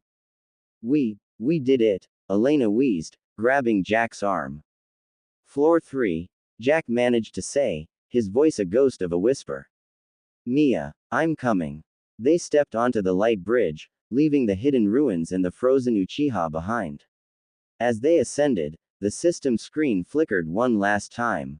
Floor 2 completed. New title earned. The Frozen Revolutionary. Current journey points. 5,100. Welcome to Floor 3. The Sky Seas. The Sky Sea and the Weight of the Soul. The light bridge didn't end in a room, it simply dissolved into a bank of mist so thick it felt like walking through wet cotton. Jack's lungs, still raw from his absolute zero transformation, spasmed. He collapsed onto a surface that felt like a trampoline, soft, springy, and impossibly white. Jack, stay with me. Alina's voice was a distant echo, muffled by the fog. System notification. Welcome to Floor 3, the Celestial Archipelago. Current altitude. 30,000 feet above origin. Environmental status. Oxygen depleted 15%. Jack blinked, his vision swimming with crystalline floaters. As the mist cleared, he realized they weren't on solid ground. They were standing on a sea cloud, a dense, solidified vapor that could support weight but shimmered with a translucent, milky light. Around them, jagged islands of rock floated in a vast, golden sky, connected by shimmering bridges of rainbow-colored light and vines the size of highways. The cost of the awakening. Jack tried to sit up, but a scream died in his throat. His skin, once a healthy Arizona tan, was now crisscrossed with fine, glowing blue lines, cracks in his very essence. Every time he moved, a faint sound like breaking glass emanated from his joints. Warning. Fruit overload critical. Physical integrity. 42%. Status. Frost brittle bones. Don't move, you idiot, Rena snapped. She was already on her knees beside him, her medical scrolls spread out across the cloud surface. Her green chakra flickered, but as she touched Jack's chest, her hands jerked back as if she'd been electrocuted. He's too cold. Even in this heat, his core is vibrating at a frequency that rejects healing. Is he dying? Elena asked, her voice trembling. She looked relatively unscathed, though her titan arm was still steaming from the effort of regenerating her skin. He's crystallizing, Rena said, her face grim. He forced a 100% synchronization at level 4. His human cells are being replaced by Logia particles, but he doesn't have the level to stabilize them. If we don't find a soul binder in the next hour, he'll just shatter. The Sky Tavern, the Drunken Dial. From over the edge of a nearby cloud cliff, a low, rhythmic thrumming sound began to grow. A massive, gondola-like ship, propelled by giant mechanical wings and breath dials, drifted toward them. On the prow of the ship sat a man with a long, white beard and a straw hat pulled low over his eyes. He was nursing a bottle of what smelled like fermented pineapple juice. You lot look like you've been chewed up by an Uchiha and spat out by a Sea King, the man shouted, his voice jovial but sharp. Looking for the Sky Tavern? Or just waiting for the thin air to turn your lungs inside out? We need a soul binder. Elena yelled, standing between the man and the broken Jack. We have 5,000 journey points. Just help him. The man's eyes widened at the mention of the points. He hopped onto the cloud bank with a grace that suggested he'd lived in the sky for decades. He looked at Jack's glowing cracks and whistled. A Logia awakening at level 4. You're either the bravest man in the tower or the dumbest, he muttered. He reached into his vest and pulled out a small, pulsating shell, a tone dial. I'm Barnaby. I run the Cloud Hopper. Get him on the ship. The tavern is 3 islands over.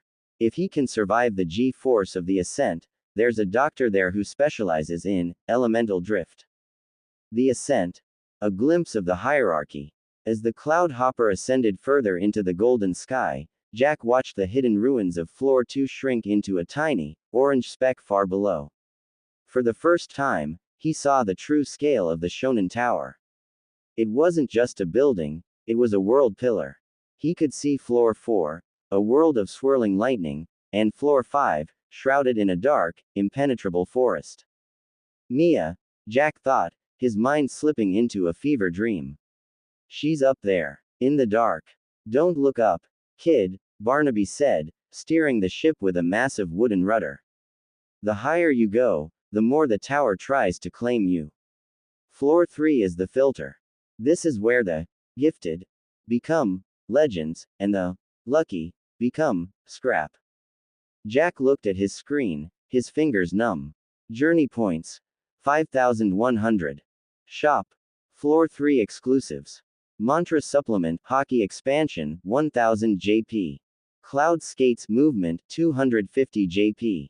Eternal ice core, stability, 4000 JP. The core, Jack whispered, pointing a shaking finger at the screen. Buy the core. Wait, Rena shouted. 4,000 points. Jack, if you spend that now, we can't afford a room, food, or information. We'll be beggars in the sky. If I break, Jack coughed, a small shard of ice falling from his lip, there is no, we. Buy it. The stabilization. Rena bit her lip and tapped the screen. A blinding flash of white light erupted from the shop interface. A small, pulsating sphere of blue energy, trapped within a cage of indestructible glass, materialized in her hand. Without hesitation, she pressed it against Jack's chest. The effect was instantaneous and violent. Jack's back arched as the eternal ice core sank into his sternum, seeking the void where his fruit power lived. The blue cracks on his skin stopped glowing, they began to heal, sealing shut with a dull, silver-gray scar tissue. Status. Physical integrity stabilized. Permanent buff. Absolute conductor. Ice abilities cost 20% less stamina. Synchronization locked at 55% to prevent ego death. Jack let out a long, shaky breath. He felt heavy again. He felt human. Or at least, a version of human that could survive a walk in the sun. We're here, Barnaby announced, pointing toward a massive island covered in white sand beaches and palm trees that grew upside down. At the center of the island stood a sprawling, open-air pavilion made of white marble. Location: the Sky Tavern, the neutral zone. As they docked, Jack saw something that made his hockey flare with a strange, familiar warmth. In a corner of the tavern, a group of people were sitting around a table, and in the center of the table was a tattered, blue grocery store vest. Jack's eyes narrowed. Someone else from Arizona. The blue vest and the ghosts of retail. The Sky Tavern was a marvel of impossible architecture. Pillars of white marble rose from the sea clouds, supporting a roof made of woven golden vines that hummed with a low, musical frequency. It was a place of neutrality, a sanctuary where the system enforced a strict non-aggression pact. Here, the red-eyed Uchiha and the screaming explosion users had to sit side by side, drinking fermented sky juice and trading stories of the floors they had conquered. But Jack didn't look at the warriors. His eyes were locked on the corner of the pavilion, where the light of the three setting suns hit a tattered, navy blue fabric draped over a chair. It was a polyester blend vest. On the chest, in faded white embroidery, it said, S-Mart, service with a smile. The lost shift. Jack's legs felt heavy, but not from the ice. He walked toward the table, his boots making a soft hiss on the marble floor. Elena and Rena followed closely, their hands on their weapons, sensing the sudden shift in Jack's aura. Sitting at the table were three men. They weren't wearing tactical armor or flowing robes. They were wearing stained khakis and tattered polo shirts. One was middle-aged, his hair a mess of salt and pepper gray, staring into a mug of cloudy liquid. That vest, Jack said, his voice a rasping whisper. Who did it belong to? The middle-aged man didn't look up. He just traced the rim of his mug with a calloused finger. It belonged to a kid named Jerry. He was a night stalker. Good at his job. Could move a pallet of water cases faster than a forklift. Where is he? Jack asked. The man finally looked up. His eyes were hollow, the eyes of a man who had seen the sun rise and fall in a prison of clouds for a decade. Jerry tried to reach floor 4. He thought his stretchy limb power made him a protagonist. He's a cloud stain now. The Sky Knights don't like stalkers. New sub-quest detected. The Lost Retailers. Objective: find the names of the fallen.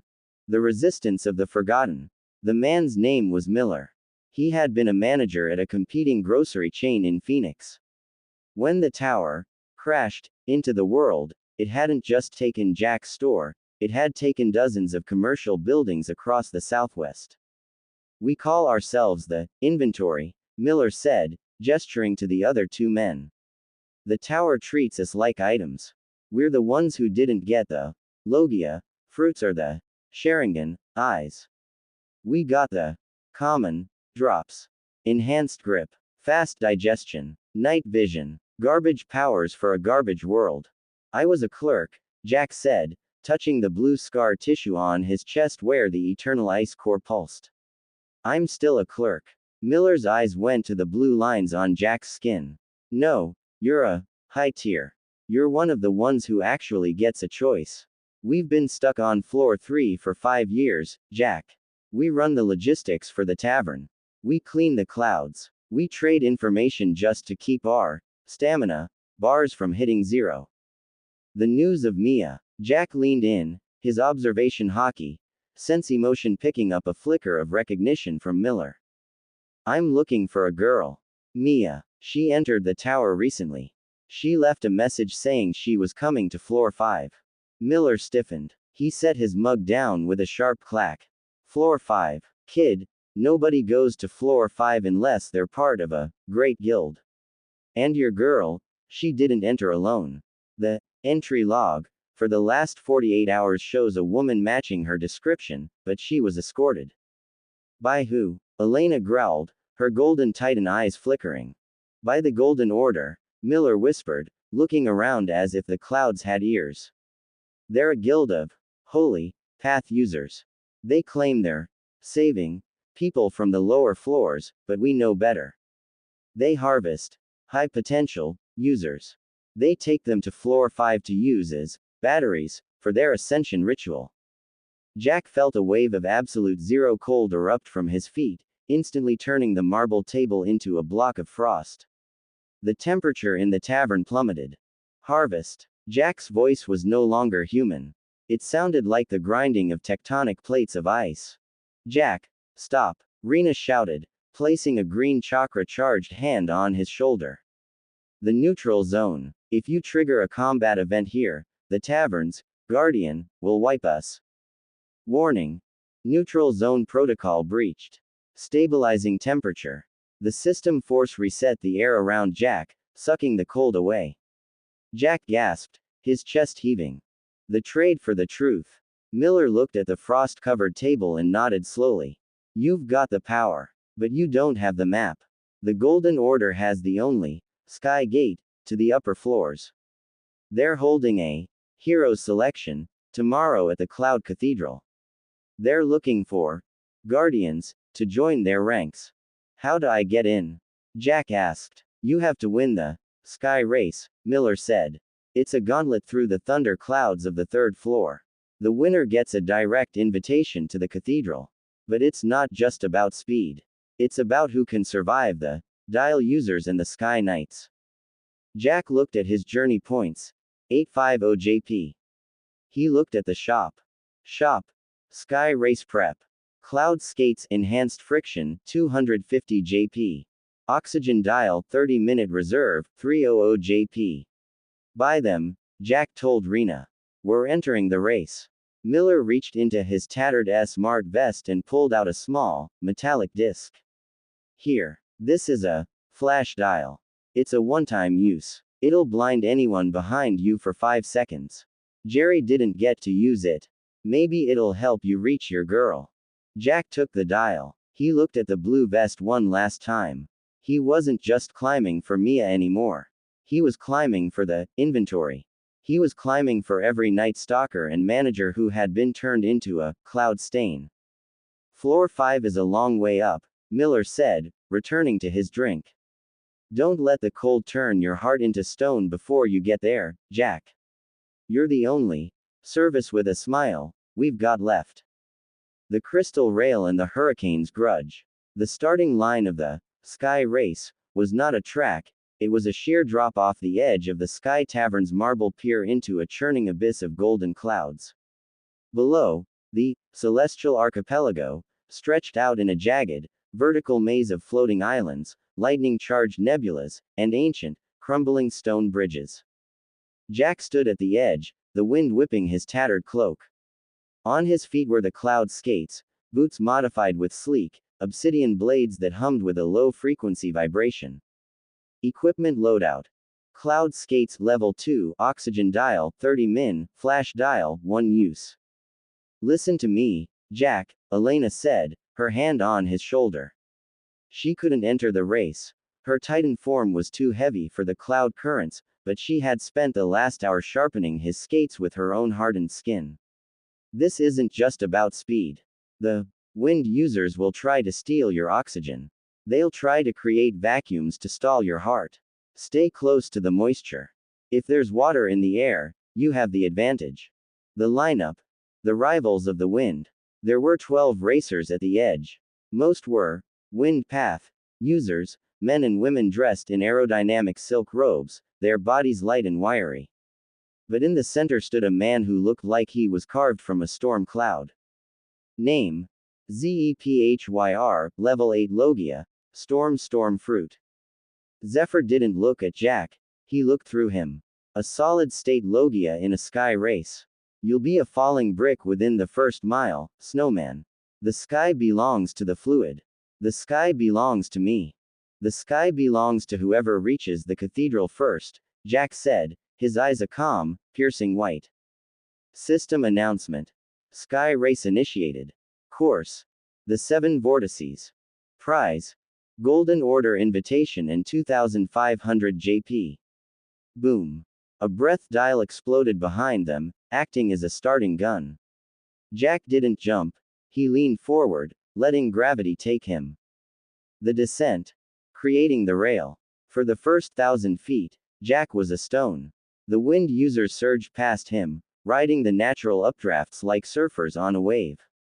Zephyr was already a mile ahead, his body transforming into a streak of dark, ozone-scented mist. Observation hockey. Current mapping. Jack's mind flooded with the veins of the sky. He saw the moisture, tiny, invisible droplets of water suspended in the clouds. He reached out with his right hand, his fingers glowing with a sapphire light. Ice make. Sky rail. A thin, crystalline thread of ice erupted from his palm, latching onto a passing cloud bank. It wasn't a wall, it was a rail. Jack snapped his cloud skates onto the ice and accelerated. The friction between the obsidian blades and his absolute zero ice created a superconducting effect. Jack wasn't just falling anymore, he was a railgun projectile. He shot past the mid-tier wind users, his wake leaving a shimmering trail of frost that turned the golden clouds into a winter wonderland. The sabotage. The vacuum trap. As he reached the third vortex, a swirling tunnel of lightning-charged vapor, the air suddenly vanished. Zephyr had looped back. The storm user stood atop a floating rock, his hands swirling in a rhythmic motion. He was pulling the air out of the tunnel, creating a pocket of zero pressure. Warning. Oxygen depleted. Stamina draining. 5% per second. Jack's lungs seized. His ice rail shattered as the lack of pressure caused the crystals to sublimate instantly. He tumbled through the void, his skates sparking against the dry air. Die in the silence, Clerk. Zephyr's voice echoed through the hockey link. Jack reached for his belt. Click. The oxygen dial hissed, feeding a pure, concentrated stream of air into his lungs. The sudden rush of oxygen felt like a shot of adrenaline. Jack looked up at Zephyr. He didn't fire an ice ball. Instead, he used the flash dial Miller had given him. Flash. A blinding, supernova white light erupted from Jack's hand. In the thin, high-altitude air, the light was amplified 100-fold. Zephyr, whose storm form required precise visual focus to maintain the vacuum, screamed and clutched his eyes. The vacuum collapsed. The air rushed back in with the force of a tidal wave. The thermal rebound. Jack used the momentum of the rushing air to propel himself forward. He didn't just rebuild his rail, he built a slide. Ice Age. Slipstream. He turned his entire body into a sleek, aerodynamic shard of ice. He wasn't a man on skates anymore, he was a living spear. He shot through the remaining vortices, the friction of the air heating his outer shell while his eternal ice core kept his heart at absolute zero. The conflict of temperatures created a steam engine effect behind him, pushing him to speeds that even Zephyr couldn't match. The cathedral gates. The finish line was a massive, floating island made of solid gold and white marble, the Cloud Cathedral. Two massive knights in golden plate armor stood at the gates, their halberds crossed. Jack hit the marble pier at 200 miles per hour. He slammed his heels into the stone, creating a massive, 100-foot wall of ice to act as a brake. The sound of the impact was like a mountain shattering. He came to a stop inches from the knight's halberds. His skates were glowing red-hot, and his cloak was half-burned, but he was first. Sky race completed. First place. Rewards. 2,500 JP and Golden Order invitation. User level up. Level 6 reached. Zephyr landed a few seconds later, his face scorched and his pride in tatters. He reached for his blade, but the Golden Knights stepped forward, their auras radiating a holy pressure that made even Jack's ice tremble. The race is decided, the lead knight boomed. The Logia has the invitation. Enter, champion. The high priest awaits the key from the lower floors. Jack stood up, his legs shaking. He looked at the golden doors. Mia was inside, but as he stepped through the threshold, his observation hockey sense emotion caught something that made the frost on his skin turn to lead. Inside the cathedral, there wasn't just holy energy. There was the smell of a grocery store. The smell of floor wax and stale bread. Jack. A voice whispered from the shadows of the nave. It wasn't Mia. It was the store manager from S-Mart. And he was chained to a golden altar. The management of souls and the golden quota. The interior of the Cloud Cathedral didn't smell like incense or ancient stone. It smelled of industrial-grade floor wax, ozone, and the sterile, metallic scent of a corporate headquarters.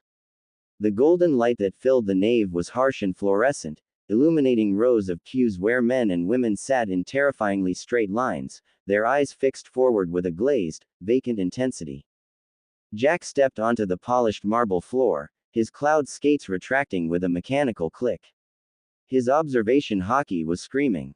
The signatures in this room weren't fiery or chaotic like the lower floors, they were synchronized, beating in a low, humming frequency that felt like the vibration of a massive server farm.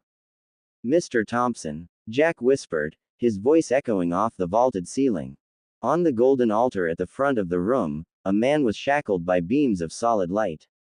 He was wearing a tattered white button-down shirt and a clip-on tie.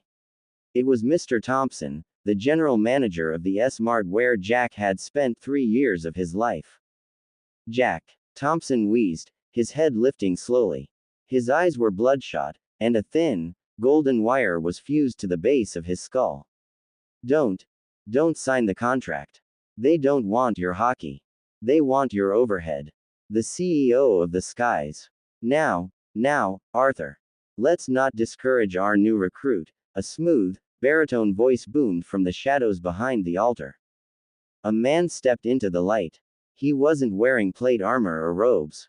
He wore a perfectly tailored, 3-piece charcoal suit that shimmered with threads of spun gold. He was holding a tablet made of translucent jade, and a pair of spectacles rested on the bridge of his nose. Name: Preston Vane, Level 15, The Architect Path. Title: CEO of the Golden Order. Preston Vane, Jack growled, his hands smoking with frost. The guy who bought out the local supermarket chains 3 years ago. You're the one behind the Golden Order. Vane smiled, a practiced, predatory expression. The tower is a marketplace, Jack. Energy is currency. Soul signatures are assets. The lower level, inventory, workers, the ones you call friends, have very little value as individual combatants. But as a collective, as a decentralized battery, they provide enough holy energy to power a direct elevator to floor 10. The harvest of Mia. Jack took a step forward, the floor beneath his boots cracking as a layer of rime spread across the marble. Where is Mia? You used her name to lure me here. Vane swiped his jade tablet. A holographic projection appeared in the air. It was Mia. She was in a similar chamber, but she wasn't shackled. She was sitting at a desk, surrounded by thousands of flowing data screens, her eyes glowing with a faint, golden light. Mia has a rare talent, Jack. She doesn't have a combat fruit, but she has administrative synchronization. She can manage the energy flow of 10,000 batteries at once. She is the chief operating officer of this floor. She isn't a prisoner, she's an executive. You brainwashed her, Jack hissed, his eyes turning a blinding, absolute zero white. I gave her a promotion, Vane countered. In the world below, she was a part-time cashier with a mountain of debt. Here, she is a goddess of logistics. Why would she ever want to go back to a world where she has to ask permission to take a bathroom break? The performance review. System event. The performance review. Objective: survive the audit. Vane snapped his fingers. From the rows of queues, the Golden Knights stood up. But as they approached, Jack realized they weren't knights at all. Their armor was made of hardened paperwork, layers of enchanted contracts that could deflect physical strikes. A level 6 Logia is a significant capital investment, Vane said, adjusting his tie. But if the asset is non-compliant, it must be liquidated to recover the base points. Knights. Conduct the audit.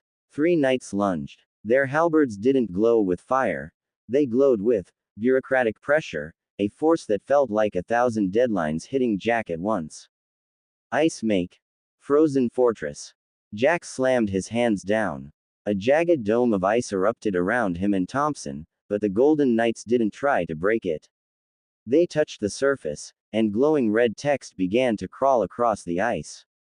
Error. Unauthorized structure. Zoning violation detected. Ice wall stability reduced by 50%. The ice began to dissolve, not from heat, but from logic. The architect path allowed Vane's subordinates to rewrite the rules of the environment within the cathedral. The return of the clerk. Jack looked at Thompson, then back at the approaching knights. He felt the familiar weight of the inventory, the feeling of being a small cog in a machine that wanted to grind him into dust.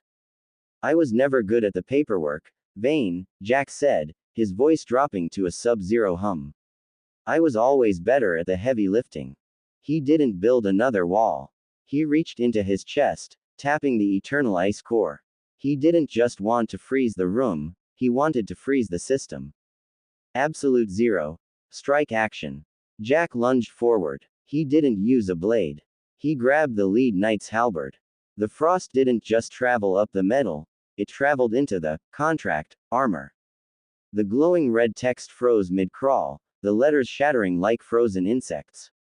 If your power is based on rules, Jack roared, his level 6 hockey flaring to life, then I'll just change the temperature until the rules don't matter. Skill evolution. Anarchy frost. Ice now bypasses law-based defenses by freezing the logic threads. Jack shattered the first knight with a single punch. He turned toward Vane, his eyes fixed on the jade tablet. Mia isn't your COO, Vane. She's my girlfriend, and I'm here to clock her out. Vane's smile finally faltered. He tapped his tablet frantically. Security. Release the floor 4 guardians. We have a hostile takeover in progress. The static shield and the budget deficit. The air in the Cloud Cathedral didn't just smell like floor wax anymore, it tasted like a battery terminal. A high-pitched whine, like a jet engine spinning up, echoed from the massive golden elevator behind Preston Vane. You see, Jack, Vane said, his fingers dancing across the jade tablet. Innovation requires security. And Floor 4, the realm of high voltage, has provided us with the perfect asset protection unit. You're not just a rebel, you're an unplanned expense. The elevator doors hissed open. Out stepped a figure that stood 7 feet tall, its body a grotesque fusion of polished chrome and human muscle. One eye was a flickering red LED, the other was a human iris, dilated to a pinprick. Name. Unit -7 feet the Liquidator, Level 11 Cyborg Path. Traits. Thermal resistance, lightning channeling. UNIT 7, Vane commanded, his voice cold and flat. Reconcile the budget. Eliminate the Logia outlier. The laser and the lens. The cyborg didn't speak. It raised its right arm, which transformed into a tri-barrel rotary cannon. But it didn't fire bullets. A concentrated beam of golden light, a high-output laser, erupted from the barrels. Observation hockey. Predictive path. Jack saw the beam's trajectory a millisecond before it fired. He dived behind a marble pillar, but the laser sliced through the stone like a hot wire through butter. Thompson, stay down, Jack yelled, rolling across the floor. He knew he couldn't hide. He had to use the environment. He slammed his palms onto the floor, sending a pulse of absolute zero energy into the polished marble. Ice make. Concave mirror. A massive, curved slab of ice, smooth as a telescope lens, erupted between him and the cyborg. When the next laser hit, it didn't melt the ice instantly, it reflected. The golden beam bounced off the frozen curve, shearing the top off a row of pews and nearly taking Vane's head off. Careful with the furniture, Unit -7. Vane barked, retreating toward the altar. The static trap. The cyborg adjusted. It realized the laser was a liability. It slammed its metallic fist into the ground, and a web of blue electricity raced across the floor. Environmental hazard. High voltage grounding. Status. Paralysis threat. Jack felt the hair on his arms stand up. Electricity and ice were a dangerous mix. Ice is usually an insulator, but impure ice, the kind Jack made from the moisture in the air, could conduct if he wasn't careful. If I'm grounded, I'm dead, Jack whispered. He jumped into the air, but he didn't fall back down. He created ice platforms, midair, hopping between them like stepping stones. Thermal shock. Frost spike. Jack rained down jagged shards of ice, but the cyborg didn't dodge. It simply stood there, its metallic skin glowing red. The ice hit its chest and vaporized instantly. Unit 7 was using its internal power core to heat its outer plating to 500 degrees Celsius. He's a walking space heater, Jack muttered. I can't freeze him from the outside. The intervention. The coup's cold logic. Just as the cyborg readied a massive electrical discharge, a side door near the altar slid open. A woman stepped out. She was dressed in a sleek, white business suit, her hair pulled back in a sharp, professional ponytail. Her eyes, normally a warm brown, were glowing with a digital, golden HUD. Mia. Jack's voice broke. He almost slipped off his ice platform. Mia didn't smile. She didn't cry. She looked at Jack with the detached curiosity of an accountant looking at a typo. Subject. Jack, Mia said, her voice filtered through a systemic modulator. Status.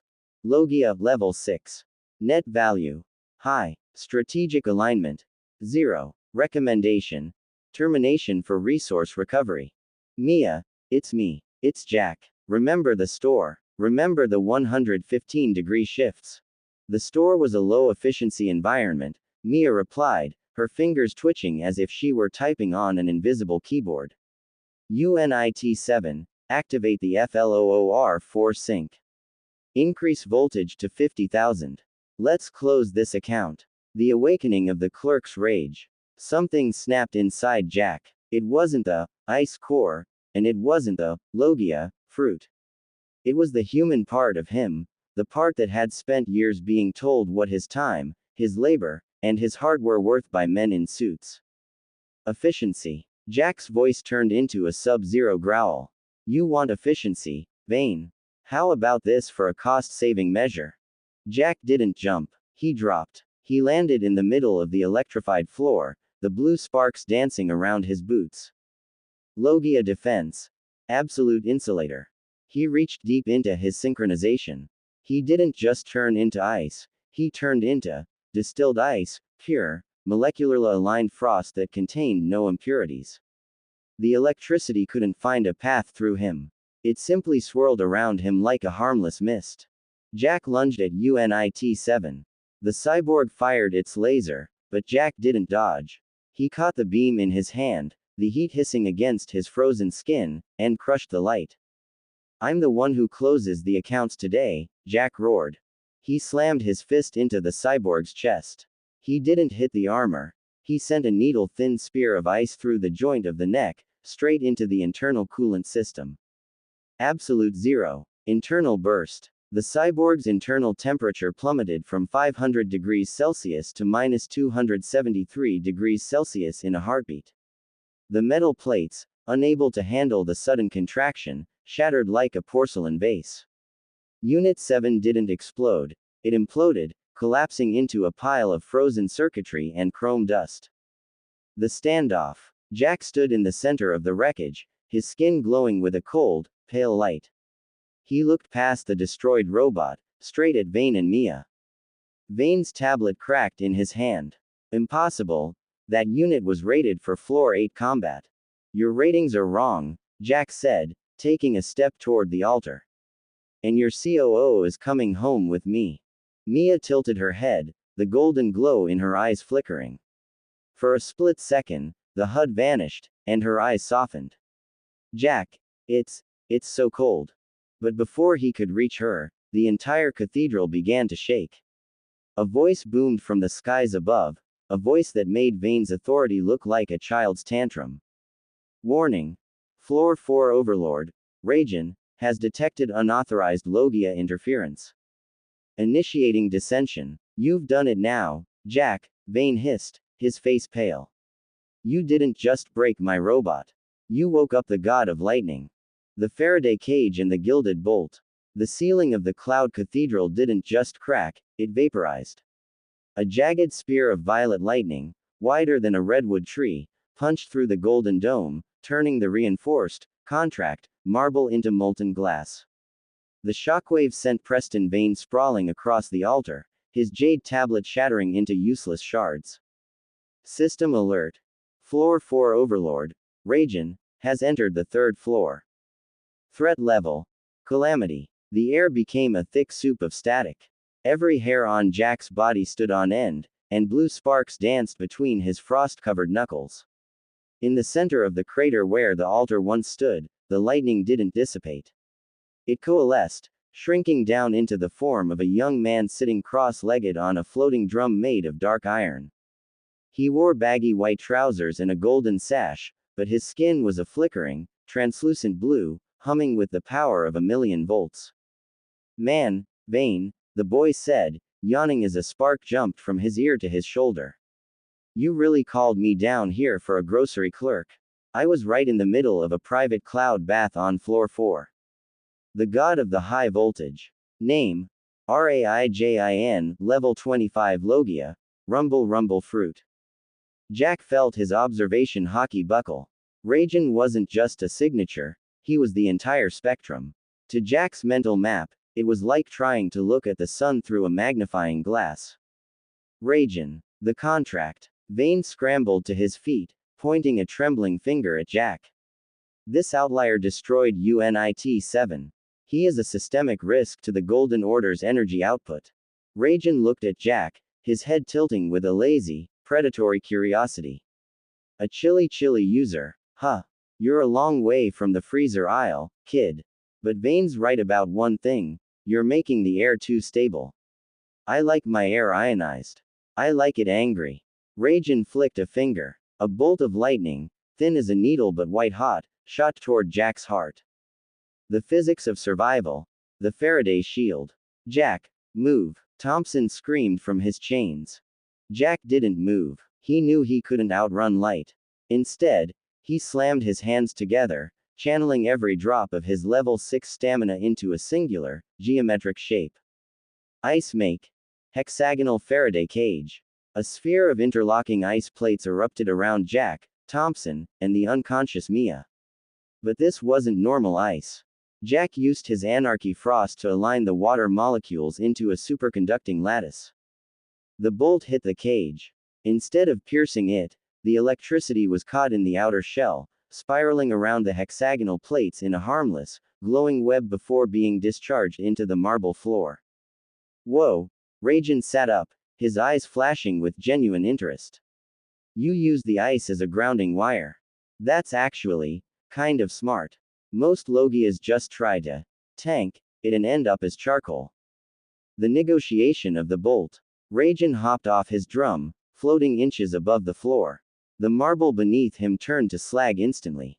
Listen, Snowman, Raijin said, leaning in until the static from his skin began to singe Jack's eyelashes. I don't care about Vane's management, or his energy quotas. I'm bored. Floor 4 is nothing but static and empty space.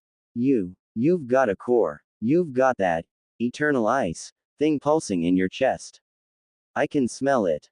Raijin glanced at Mia, then back at Jack. Tell you what, I'll give you a pass. Kill Preston Vane right now, erase his architect path from the system, and I'll let you take the girl and the old man to the floor 4 elevator. I'd love to see what a level 6 does against the high voltage guardians. Vane's face turned the color of ash. Raijin, you signed the non-interference pact. The Golden Order pays the lightning tax. The tax just went up. Vane, Raijin grinned, his teeth literal sparks of light. The clerk's choice. Jack looked at Vane, the man who had turned his friends into batteries. Then he looked at Mia, whose golden eyes were slowly fading, her hand reaching out toward him in her sleep. He could kill Vane. It would be easy. One shard of ice through the throat and the management of floor 3 would collapse. No, Jack said, his voice a low, frozen rumble. Raijin's grin vanished. No, you're turning down a god's mercy. I'm a clerk, Raijin, Jack said, stepping out of his Faraday cage. The blue cracks on his skin began to glow with a fierce, sapphire light. We don't liquidate the competition just because a vendor tells us to. We follow the manual, and the manual says I take my people home. Jack raised both hands. The air in the cathedral began to drop, not by degrees, but by magnitudes. If you want to play lightning bolt, let's see how fast you move when the air itself turns into a solid. System notification. User challenges Overlord. New status. Blasphemous Logia. User level up. Level 7 reached. The Cold War. Bold. Rajan whispered, his body beginning to expand into a towering avatar of pure electricity.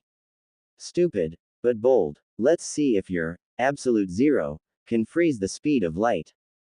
The cathedral exploded in a clash of white frost and violet thunder. Jack wasn't just fighting a man, he was fighting the sky. But as the first strike landed, Jack's observation hockey sense emotion caught something strange. Rajan wasn't angry. He was laughing. The superconductor and the final audit. The Cloud Cathedral was no longer a building, it was a dying star. Violet lightning lashed against walls of jagged, blue-white ice, creating a constant, deafening roar of steam and thunder. In the center of the chaos, Jack stood his ground, his feet frozen to the marble to keep from being blown away by the atmospheric pressure of Rajan's presence. You're slowing down, Clerk. Rajan laughed, his voice a literal crack of thunder. He struck his iron drums, sending a 60 million volt dragon of electricity screaming toward Jack's chest. Your absolute zero is a neat trick, but you can't freeze the vacuum of a lightning strike. Jack didn't dodge. His observation hockey was no longer predicting movement, it was sensing the flow of electrons. System notification. User status, critical heat overload. Fruit synchronization. 65%. I'm not trying to freeze it, Rajan, Jack wheezed, his skin glowing with a pale, neon blue light. I'm trying to invite it. The superconductor gambit. Jack reached into his core, tapping the eternal ice core with a desperate, mental shove. He didn't push the cold outward to create a shield. Instead, he pulled the cold inward, aligning the atoms of his own body into a state of perfect conductivity. In physics, at near absolute zero temperatures, certain materials lose all electrical resistance. Jack was turning his own Logia body into a human superconductor. The 60 million volt dragon hit him. Instead of vaporizing him, the lightning was sucked into Jack's frame. It swirled through his limbs, glowing behind his translucent skin like a trapped nebula. He wasn't taking damage, the energy was simply moving through him without friction. What are you doing? Rajan's grin finally slipped. You're a wire. I'm a grounded employee, Jack roared. The administrative overload. On the altar, Mia's eyes snapped open. The golden HUD in her vision flickered as she saw Jack, glowing with Rajan's stolen light, his face contorted in agony as he held the power of a floor overlord. The administrative brainwashing cracked. She didn't see a budget deficit anymore. She saw the man who had shared his lunch with her during a double shift in Phoenix. Accessing management protocols. Mia screamed, her fingers blurring in the air. Overriding Rajan's drum frequency. Setting impedance to maximum. User ability activated. System override, Mia. The iron drums on Rajan's back suddenly glowed red hot. The holy energy of the Golden Order, which Rajan had been using to stabilize his presence on floor 3, began to feed back into his own body. The girl, Vane shrieked, clutching his broken tablet. She's dumping the entire energy reserve into the Overlord. The final audit. Rajan staggered, his blue light form flickering. You little pests. Time's up, Rajan. Jack lunged. He didn't hit Rajan with ice. He hit him with the redirected lightning he had been storing in his superconducting marrow. He slammed his fist into Rajan's chest, discharging the 60 million volts directly back into the Overlord core, timed perfectly with Mia's energy spike. Boom. The collision of identical charges created a repulsive force that shattered every window in the cathedral. Rajan was blasted backward, his lightning form dissipating into harmless static. He wasn't dead. You can't kill a floor overlord so easily, but he was distinct from floor 3. Fine. Rajan's voice echoed from the fading sparks. That was actually fun. See you on floor 4, Snowman. Bring the girl. She's got spark. Rajan vanished in a final, deafening thunderclap. The liquidation of Vane. The silence that followed was heavy. Preston Vane stood alone by the shattered altar, his charcoal suit covered in soot, his golden order empire reduced to a pile of melting ice and broken marble. You ruined it, Vane whispered, looking at Jack. The quota, the ascension, it's all gone. Jack walked toward him, his boots crunching on the glass. He didn't use a spear. He didn't use a bolt. He simply placed a frozen hand on Vane's shoulder. You're fired, Preston, Jack said. Skill activated. Permafrost audit. Vane didn't shatter. He turned into a statue of solid, gray ice, frozen in a pose of middle management terror. He wasn't dead, but his architect level was reset to 0 by the system for failing the performance review.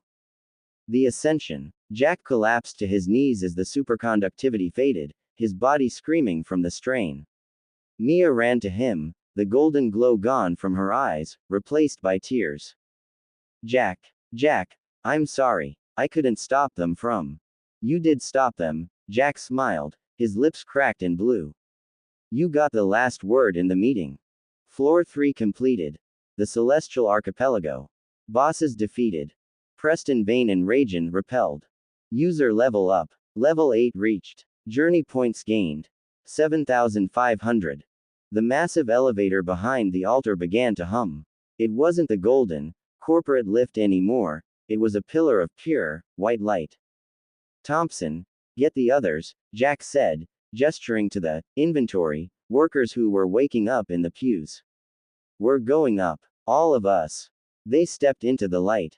Floor 4, the land of eternal storms and high voltage lethality, was waiting. But for the first time, Jack wasn't just climbing to survive. He had his team. He had his girl. And he had a bank account full of journey points. The static hub and the black ice evolution. The transition from the golden clouds of Floor 3 to the iron-gray storm fronts of Floor 4 was a physical blow. As the light bridge dissolved, the inventory workers, Mr. Thompson and 10 others, staggered out into a world of perpetual twilight. Above them, the sky was a churning sea of charcoal clouds, illuminated every few seconds by horizontal veins of purple lightning. System notification. Welcome to Floor 4, the storms of VOLTIS. Environmental status. High ionization, shock hazard. Oxygen status. 90% ozone enriched. Nobody touch the metal, Jack barked, his voice cutting through the constant low hum of the atmosphere. He stood at the head of the group, his eternal ice core pulsing with a rhythmic, sapphire light. Around them, the floor was made of a strange, non-conductive black glass, dotted with massive copper spires that acted as lightning rods, drawing the sky's fury into the ground. The logistics of leadership. Jack, they can't handle the static, Mia said, her voice strained. She was no longer the COO, but she still had her HUD vision, her eyes scanning the workers. Their heart rates are spiking. The ionization is thin-lining their nervous systems. Jack looked at his journey points. 10,300. For the first time, he didn't look for a weapon. Shop. Floor 4 logistics. Thermal regulators, group pack, 3000 JP. Static shield tents. 1500 JP. Grounding boots. 500 JP. Buy the regulators and the boots, Jack commanded. A shower of metallic collars and heavy-soled boots materialized. As the workers donned the gear, the visible tremors in their hands subsided. The regulators created a microclimate around each person, neutralizing the ambient electricity. That's 3,500 points gone, Jack, Rena whispered, checking her own medical supplies. We're burning capital fast. It's an investment, Jack replied. We don't leave anyone behind. The discovery of black ice. As they marched toward the static hub, a sprawling city built inside a massive Faraday cage, a rogue bolt of purple lightning bypassed a copper spire and struck the ground inches from Jack. Reflexively, Jack threw up a hand, manifesting a shield. But something was different. The ice that erupted from his palm wasn't translucent blue. It was a matte, obsidian black. The purple lightning didn't shatter the ice. It didn't even ground through it. The bolt was sucked into the dark crystals, which began to glow with a faint, violet internal light. New ability evolved. Black ice, superconductive state. Trait. Absorbs energy-based attacks and stores them for kinetic discharge. Synchronization. 70%, stability maintained by eternal core. You're not just freezing things anymore, Mia said, her HUD flickering as she analyzed the shard. You're creating a battery. That ice is holding 10,000 volts of potential energy. The shadow at the gates. They reached the gates of the static hub, a city of neon lights and humming machinery protected by a dome of shimmering gold wire. Standing at the entrance was a figure Jack had hoped to avoid for a few more floors. Saito. The Uchiha was leaning against a support beam, his black trench coat fluttering in the ozone-heavy wind. He looked different. His left arm was now wrapped in bandages that glowed with red seals, and his red eye was spinning with a new, complex pattern. You took your time, grocery boy, Saito said, his voice smooth and cold. I heard you had a disagreement with Raijin. Most people who meet an overlord don't walk away with their levels intact. Jack stepped forward, his black ice knuckles cracking. Step aside, Saito. I have people to feed and a room to rent. I don't have time for your monologues. I'm not here to fight, Saito said, though his hand rested on the hilt of his sword. Not yet. The static hub is under a lockdown. The high-voltage guardians have gone rogue. They're purging everyone under level 10 to save the city's power reserves. The uneasy truce. Saito pushed off the wall, his eyes landing on the inventory workers behind Jack. If you try to take those batteries inside, the guardians will incinerate them in seconds. But I need a Logia to bypass the main circuit breaker. My fire is useless against the lightning-shielded doors. You want to team up? Elena laughed, her Titan aura flaring. After you stole our points and tried to leave us for dead on floor 2. I want to reach floor 5, Saito corrected. And right now, Jack's black ice is the only thing that can absorb the feedback from the hub's core. We cooperate until the gate opens. After that, I'll see how much that ice core is worth on the open market. Jack looked at his team. They were exhausted. Thompson was shivering despite the regulator. They needed the hub's shelter. Fine, Jack said, his hand glowing with a dark, obsidian frost. But if you even look at them with that Sharingan, I'll turn your blood into a slushy. Saito's smirk was thin and sharp. The contract is signed, then. Welcome to the hub, Jack. Let's go kill some robots.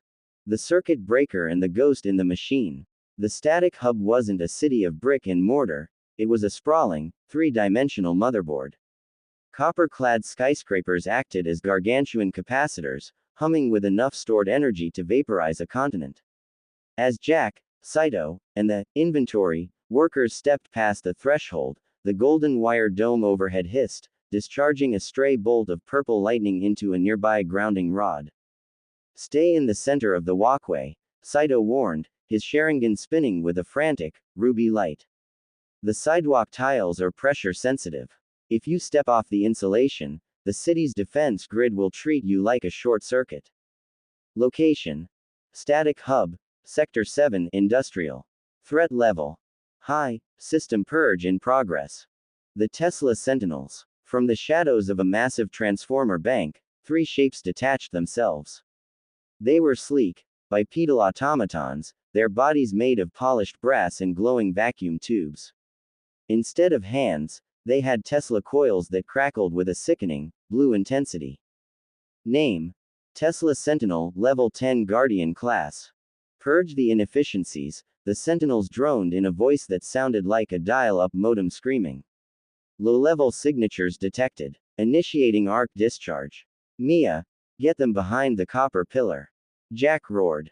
He didn't wait for an opening. He lunged forward, his black ice knuckles already smoking with a dark, freezing aura. The first sentinel raised its coils, firing a sustained stream of electricity. Jack didn't dodge. He caught the lightning. The black ice absorbed the bolt, the dark crystals on Jack's arms turning a deep, royal purple as they stored the energy. My turn, Jack hissed. He slammed his fist into the sentinel's brass chest. He didn't just punch it, He discharged the stored lightning back into the machine's core in a single, concentrated burst. The Sentinel's vacuum tubes shattered, and its internal servos melted into a heap of slag. The Uchiha's precision. Beside him, Saito was a blur of black silk and red light. He didn't use fire.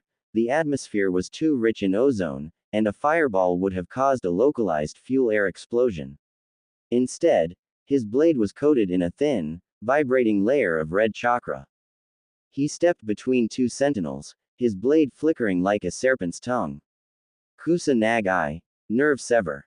He didn't destroy the robots, he sliced through the delicate fiber optic cables connecting their sensors to their processors.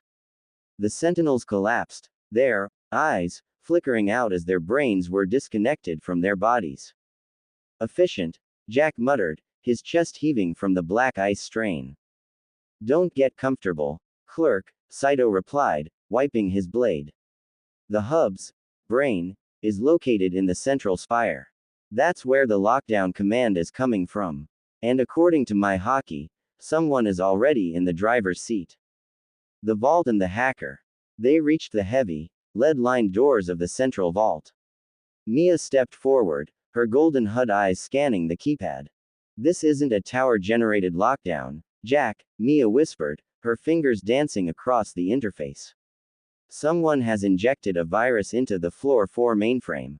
It's a logic bomb from the origin world. Someone is trying to force the tower to dump its journey point reserves into an external account.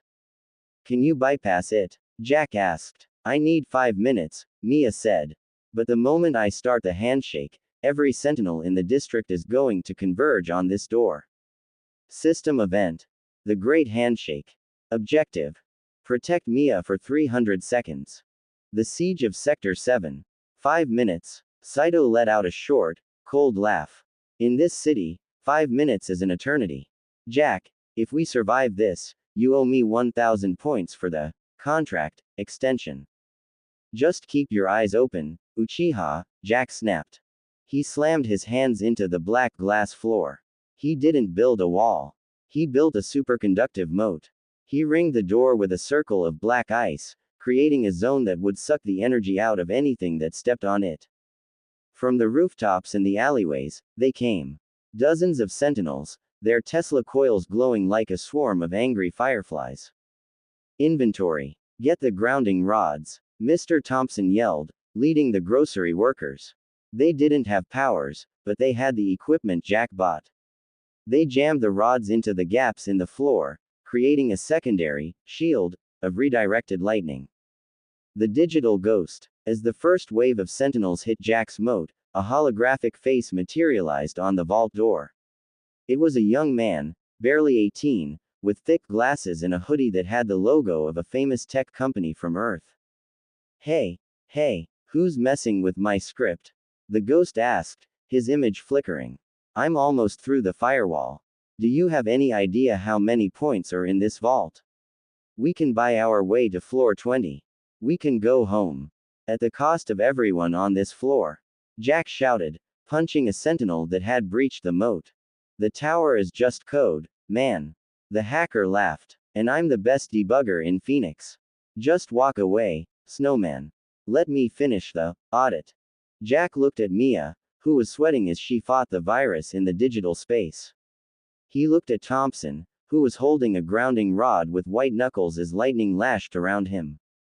This isn't code, Jack whispered, his skin turning a permanent, obsidian black as he pushed his synchronization to the limit. These are people. He reached out and grabbed the vault door, not the keypad, but the physical metal. He sent a wave of anarchy frost directly into the door's circuitry. He wasn't trying to hack it, he was trying to freeze the electrons mid-flow. Warning. Fruit synchronization 75% the Black Winter. The hacker's face distorted into a mask of digital pain. Wait, what are you doing? You're freezing the bus. You're hard crashing the crack. The door didn't unlock. It shattered. The logic bomb inside was frozen into a physical crystal of dark data. The breach. Mia slumped forward, her HUD eyes turning back to brown. The lockdown, it's over. The Sentinels are rebooting. Across the district, the brass automatons powered down, their coils fading to a dull hum. Saito sheathed his blade, his eyes fixed on the pile of data crystals Jack had just created. You didn't just stop the virus, Jack, Saito said, his voice unusually quiet. You materialized the tower's raw information. Do you have any idea what that's worth? Jack didn't answer. He was looking at his hands. They were still black. The frost wasn't melting. Jack. Mia reached out, but as she touched his arm, she flinched. You're not warming up. User status. Semi-permanent Logia state. Title earned. The System Crasher. The Frozen Bus and the Digital Passenger. The central vault of the static hub was silent, but it wasn't empty. The air was thick with the smell of ozone and the dry, metallic tang of cold data. Jack stood in the center of the shattered doorway, his body a shimmering, matte black obsidian. He didn't breathe, he processed. Every few seconds, a faint, neon green line of code would ripple across his chest, disappearing into the eternal ice core. Jack. Mia's voice was small, echoing in the cavernous vault. She reached out, but her hand stopped an inch from his shoulder. The cold radiating from him wasn't just thermal, it was conceptual. It felt like the idea of absolute zero. I can hear the city, Jack said, his voice sounding like two sheets of frozen glass rubbing together. The power lines, the sentinels, reboot cycles. It's all inside me. User status. Data integration 12%. Warning. Host identity fragmenting. The parasite in the frost. Yo, is anyone home? It's cramped in here, and seriously, it's freezing. The voice didn't come from the room. It came from inside Jack's own ribcage. A holographic face, the hacker from the vault door, projected itself from Jack's shoulder, looking like a glitchy, translucent parrot. Name. Kevin, level 7 data fruit, Logia type. Saito's blade was out in a flash, the red chakra humming. I should have sliced that vault door into scrap before you jumped ship. Whoa, easy there, Uchiha. Kevin the hacker yelled, his image flickering as Jack's arm twitched. I didn't jump anywhere. When your big blue buddy here used his Anarchy Frost to freeze the logic bomb, he accidentally created a physical buffer. My consciousness was mid-upload. I'm literally stuck in his hardware. The frozen soul dilemma. He's a data Logia, Mia said, her HUD eyes scanning Jack's black skin. Jack, your black ice didn't just stop the virus. It encapsulated it. Kevin isn't just a passenger, he's part of your OS now. If you thaw out too fast, his code will corrupt your nervous system. If you stay frozen, you'll lose your mind to the tower's background noise. New quest. The Core DEFRAG. Objective. Reach the volcanic server on floor 5. Floor 5, Jack rasped. The forest, the Golden Order, and Mia's executive suite. Actually, Kevin chimed in, his holographic head spinning 360 degrees. There's a shortcut. The data crystals you made. They're high-density storage. They contain the admin keys for the floor 4 Overlord private elevator. But there's a catch. Rajan isn't going to let us use his private lift just because we're stuck together. The hunger of the hub. Outside the vault, the silence was broken by a heavy, rhythmic thud. The Sentinels hadn't just rebooted, they had evolved. Their brass bodies were now glowing with a dark, violet energy, the same energy Jack had discharged earlier. They've tasted your black ice, Jack, Saito said, his eyes narrowing as he looked toward the street. The city's AI has designated you as a high-value energy source. They're not trying to purge you anymore. They're trying to harvest you. Environmental alert. The great harvest begins. Inventory. Form a circle. Mr. Thompson shouted, grabbing a grounding rod. The grocery workers were terrified, but they looked at Jack, their frozen, black glass savior, and they didn't run. We need a heat type, Jack said, his knees buckling as a fresh wave of data packets flooded his mind. Saito, you're Amaterasu. Can Can you keep my core warm enough to stay human? Saito looked at Jack's obsidian form. A rare, genuine flicker of conflict crossed the Uchiha's face. The black flames don't stop until the target is ash, Jack. If I miss the calibration, I won't just thaw you. I'll delete you. Do it, Jack commanded. I'm a clerk. I've handled final clearances before. The black flame calibration. Saito closed his right eye. Blood began to leak from his eyelid, staining his cheek. Amaterasu. Controlled hearth. A small, flickering black flame ignited on Jack's chest, right over the eternal ice core. It didn't spread. It sat there, a tiny sun of dark energy, fighting against the absolute zero of the black ice. Jack screamed, a sound of digital static and human agony. Sync stabilized. 72%. Black ice. Restrained. I've got you, Jack whispered to the air, his eyes returning to a piercing, icy blue even as his skin remained black. He looked at the data crystals on the floor. Kevin, start the map. We're going to find Raijin's elevator.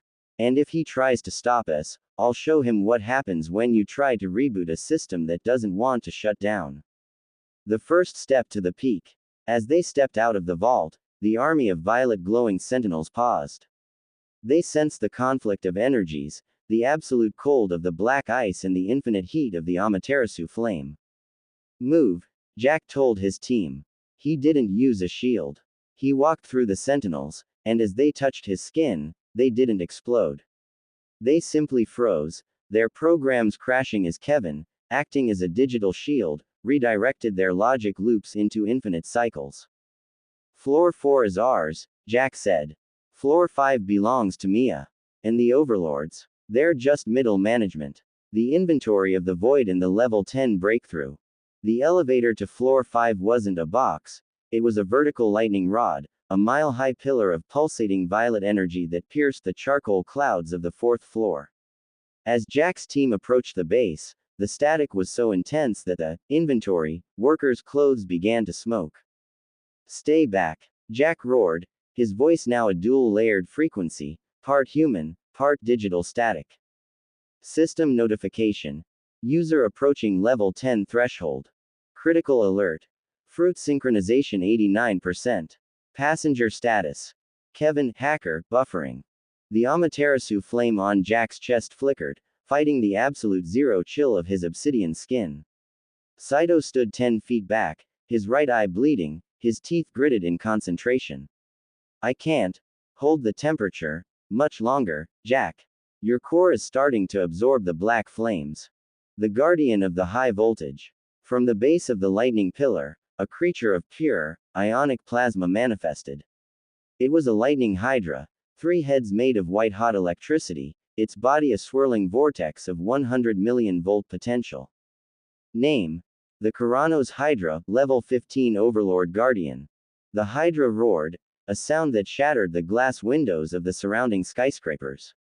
It lunged, its 3 heads striking simultaneously. Jack, move, Mia screamed, her HUD eyes calculating a 0% survival rate. The domain awakening. The frozen supermarket.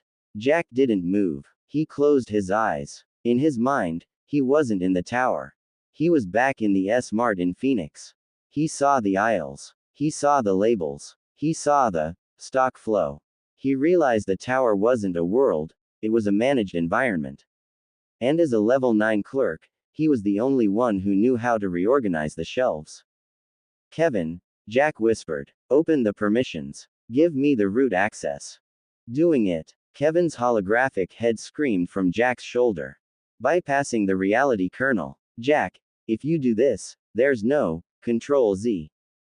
The black ice on Jack's body didn't just expand, it unfolded. It didn't create a shield, it rewrote the physics of a 50-yard radius around the Hydra. Level 10 reached. Ultimate ability unlocked. Domain expansion, the still life aisles. The world turned gray. The violet lightning of the Hydra froze mid-strike, turning into jagged, harmless sculptures of violet glass. The charcoal clouds stopped swirling. The sound died.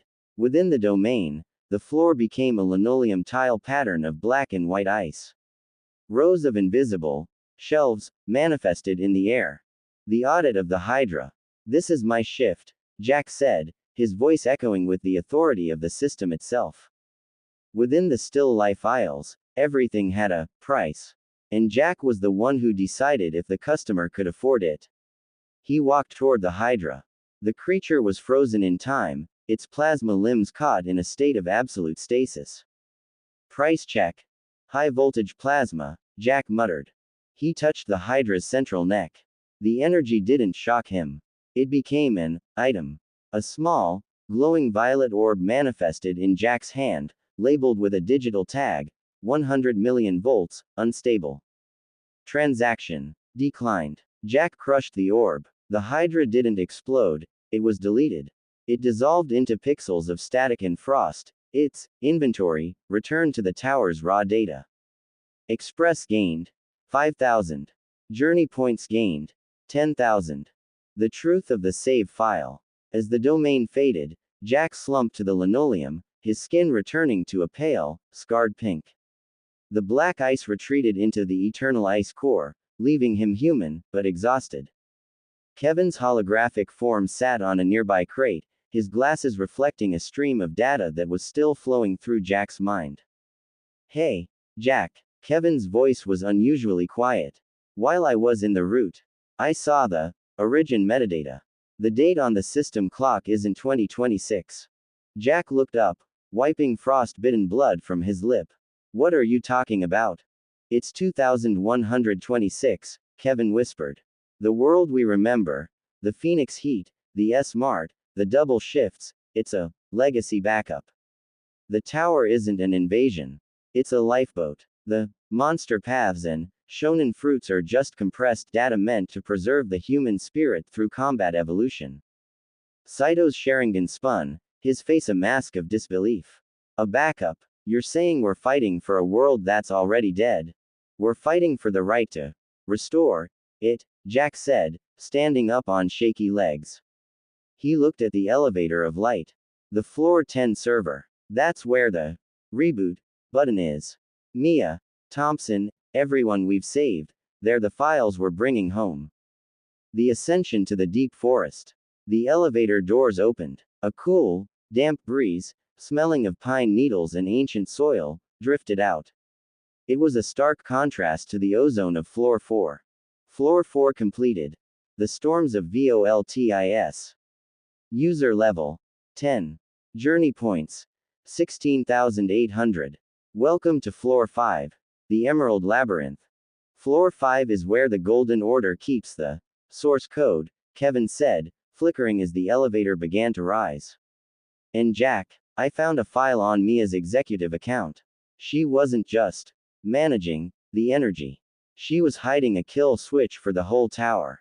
Jack looked at Mia, who was staring at the approaching green canopy of the forest floor. She didn't look like a file. She looked like the girl he loved. One floor at a time, Kevin, Jack said, his hand tightening around the handle of an ice blade he didn't even know he'd made. I've got a long list of returns to process. The Emerald Labyrinth and the pulse of the route. The elevator didn't open onto a floor, it opened into a solid wall of humid, oxygen-rich heat. The smell was overwhelming. Rotting vegetation, blooming jasmine, and something sharp and metallic, like fresh blood on a hot stone.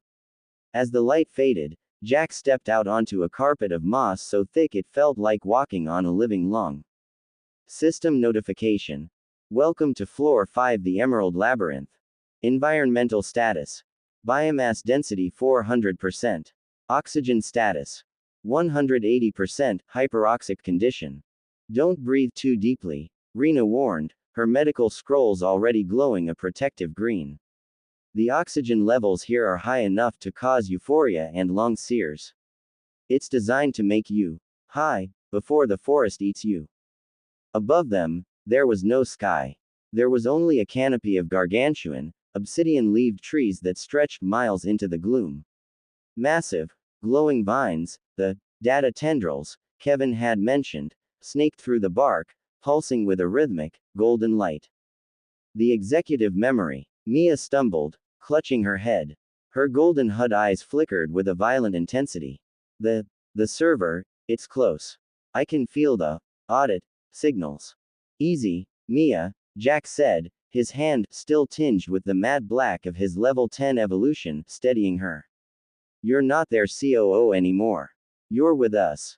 You don't understand, Jack, Mia whispered, her voice sounding like a recording being played at the wrong speed. Floor 5 isn't just a forest.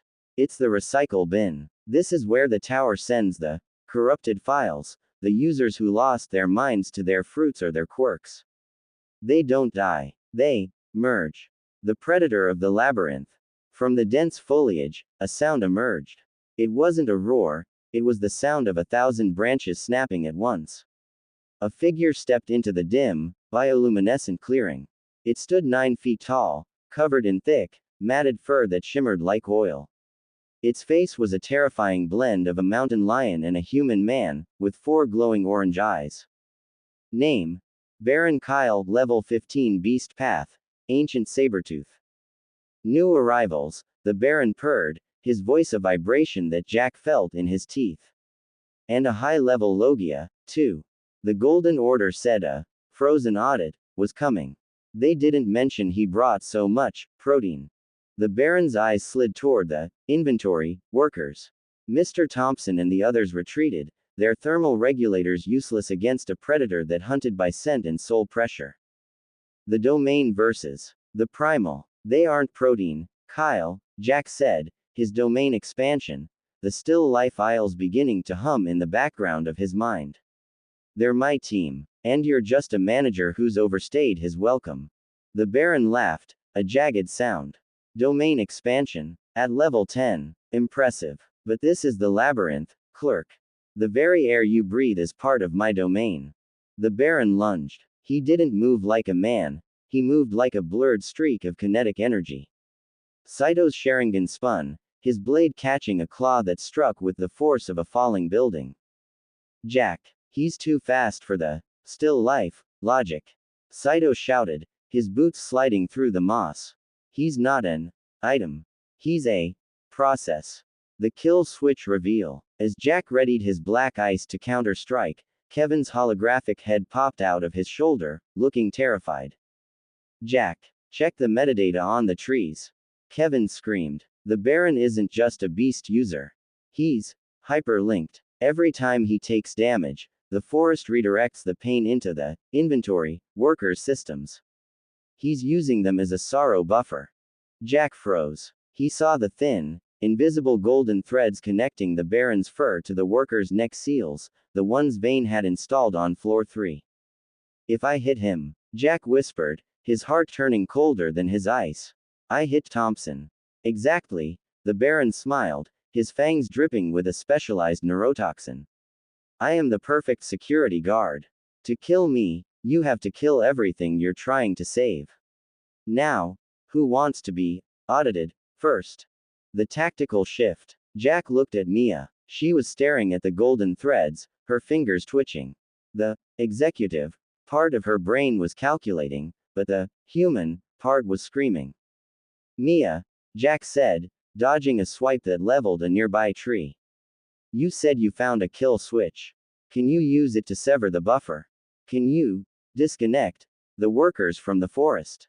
I have to reach the heart tree, Mia said, pointing toward a gargantuan willow in the distance that glowed with a sickening, neon green light. But the Baron is the firewall. He won't let me pass. Saito, Elena, Jack roared, his skin turning obsidian as he tapped into his eternal ice core. Keep the cat busy. Don't use lethal strikes. Just distract him. Distract a level 15 ancient beast. Saito spat blood, his Sharingan turning a dark, dangerous crimson. You better be fast, Clerk. Or I'm charging you triple for the funeral. The dash for the heart. Jack grabbed Mia, his ice creating a frictionless path through the undergrowth. He didn't fight the Baron. He ran. New sub-quest. The surgical severance. Objective. Reach the heart tree before the workers' heart rates hit 200 BPM. As they sprinted, the forest itself began to move. Vines lashed out like whips, and the trees shifted to block their path. The tower is protecting its guard. Kevin yelled, his pixels blurring. Jack, use the black ice. Not to freeze. To upload. Send a system freeze into the roots. Jack slammed a black ice fist into a passing tree. The dark frost didn't spread on the bark, it shot into the golden data veins. Access denied. For a split second, the forest groaned and went still. It was a digital lag spike, created by absolute cold. Jack and Mia vaulted over a wall of frozen briars, the heart tree looming ahead. But standing at the base of the tree was someone Jack recognized, a woman in a Golden Order uniform, her face hidden behind a visor. Welcome to the source code, Jack, she said, her voice familiar. I believe you have something that belongs to the company. The mirror code and the administration of self. The heart tree didn't look like a plant. It looked like a vertical nervous system. Its leaves were shimmering translucent screens displaying the heartbeats and level data of every user on floor 5. At its base, the woman in the Golden Order visor stood perfectly still, her presence masking the ambient noise of the forest. As Jack and Mia approached, the woman reached up and unlatched her helmet. The hiss of pressurized air was the only sound in the clearing. The face beneath was not a stranger's. It was Mia's. But where Jack's Mia had eyes full of fear, determination, and love, this woman had eyes of polished, unfeeling gold. Her skin was a flawless, porcelain white, devoid of the sweat and dirt of the labyrinth. Name: Mia OS, Level 14 System Administrator. Trait: Logic Gate Soul, Master of the Kill Switch. The Duplicate Protocol. Subject: Mia Alpha, the duplicate said, her voice a harmonious, synthesized chime. Status: Defective. Emotional corruption at 89%. Recommendation: Deletion and replacement. Who are you? Mia gasped, her hand tightening on Jack's arm. I am the optimized you, the administrator replied, her fingers tracing a glowing line in the air. The Golden Order realized that humans are prone to legacy attachments. You stayed behind for a grocery clerk. I was created to manage the source code without the burden of memory. The heart tree trap. Kevin's holographic head flickered violently on Jack's shoulder. Jack, get back. The heart tree isn't a server. It's a biometric forge. She's trying to lure you into the root radius to scan your black ice. Jack tried to step back, but the moss beneath his feet suddenly turned into liquid data. Thick, golden vines erupted from the ground, winding around his obsidian ankles with the strength of hydraulic pistons. Jack, your level 10 signature is a rare asset, Mia OS said, her hand glowing with a lethal, white light. The tower needs a global cooler to prevent the floor 10 server from overheating. You won't be killed. You will be archived as a permanent cooling unit. The clash of logic and will. I'm not a cooling unit. Jack roared. He didn't use an ice blade. He unleashed his domain. The still life isles. The world grayed out, the golden vines freezing into brittle data shards. But the administrator didn't panic. She stepped into the domain, and as she moved, the gray floor turned back to gold beneath her feet. Domain override. The boardroom, she whispered. The two realities clashed. The boardroom attempted to organize Jack's chaos, while the Isles attempted to freeze her logic. Mia, the kill switch. Jack shouted, his body trembling as he fought to maintain the domain against a level 14 opponent. If you can't sever the Baron, sever her. She's linked to the same network. The true Mia's choice. Mia looked at the heart tree. She saw the threads connecting the administrator to the forest. She saw the threads connecting her own soul to the girl with the golden eyes. I'm not a file, Mia whispered, her brown eyes glowing with a sudden, fierce humanity. And I'm not defective. She didn't run to the tree. She ran to herself. She tackled the administrator, her hands grabbing the woman's glowing throat. Because they shared the same soul code, the administrator's logic shields didn't recognize Mia as a threat. Kevin. Now. Mia screamed. On it. Kevin dived off Jack's shoulder, turning into a stream of green binary code that shot into the administrator's visor. System alert. Viral upload detected. Source: Kevin. X target: Mia OS. The surgical severance. The administrator shrieked, a sound of digital feedback. The golden threads connecting Baron Kyle to the workers began to whip around wildly. Jack saw his window. He lunged forward, his black ice fists glowing with the stored energy of the fourth floor. He didn't hit Mia OS. He hit the hard tree itself. Absolute zero. Hard crash. He didn't just freeze the bark. He sent a wave of anarchy frost into the root system, following the threads Mia had exposed. The tree's light turned from neon green to a dull, frozen blue. Crack boom. The sorrow buffer shattered. Across the forest, Baron Kyle let out a roar of agony as the damage he had dealt to Saito and Elena finally reflected back onto himself, no longer absorbed by the workers. The aftermath of the audit. Mia OS collapsed, her form flickering and turning into gray ash. The heart tree stood silent, a gargantuan monument of ice. Mia slumped to the ground, her breathing ragged. She looked at her hands, the HUD glow was gone. She was just Mia again. Is it over? She asked. The buffer is gone, Jack said, his skin slowly returning to human flesh as his domain faded. The workers are safe, but the Golden Order knows we're in the basement now. System notification. Source code breached. New title: The Uninstaller. Access granted. Floor 6, the Forgotten Archive. As the forest began to wither around them, the heart of the tree opened, revealing a single, silver disc. That's it, Kevin said, reappearing with a glitchy grin. The master save file. We take this to floor 10, and we don't just win. We restore. But before Jack could reach for the disc, a shadow fell over the clearing. It wasn't the Baron. It wasn't the administrator. It was a man in a simple grocery store uniform, holding a mop that hummed with the power of a level 20 overlord. You're late for your shift, Jack, the man said. The mop and the measured mile. The emerald light of the heart tree didn't fade, it was simply pushed back by a more mundane glow.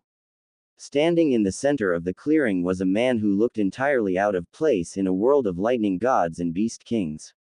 He wore a faded navy blue jumpsuit with a patch that read, Artie, Facilities and Maintenance. In his hand, he held a commercial-grade string mop that pulsed with a low, rhythmic thrum of pure kinetic energy. Artie. Jack's voice cracked, the digital static of his black ice flickering. You vanished mid-shift 5 years ago. The manager said you walked out on a double pallet delivery. Management says a lot of things when they lose a good hand, Jack, Artie said, his voice like gravel grinding on silk. He didn't look at Jack's obsidian skin or his glowing white eyes. He looked at the floor.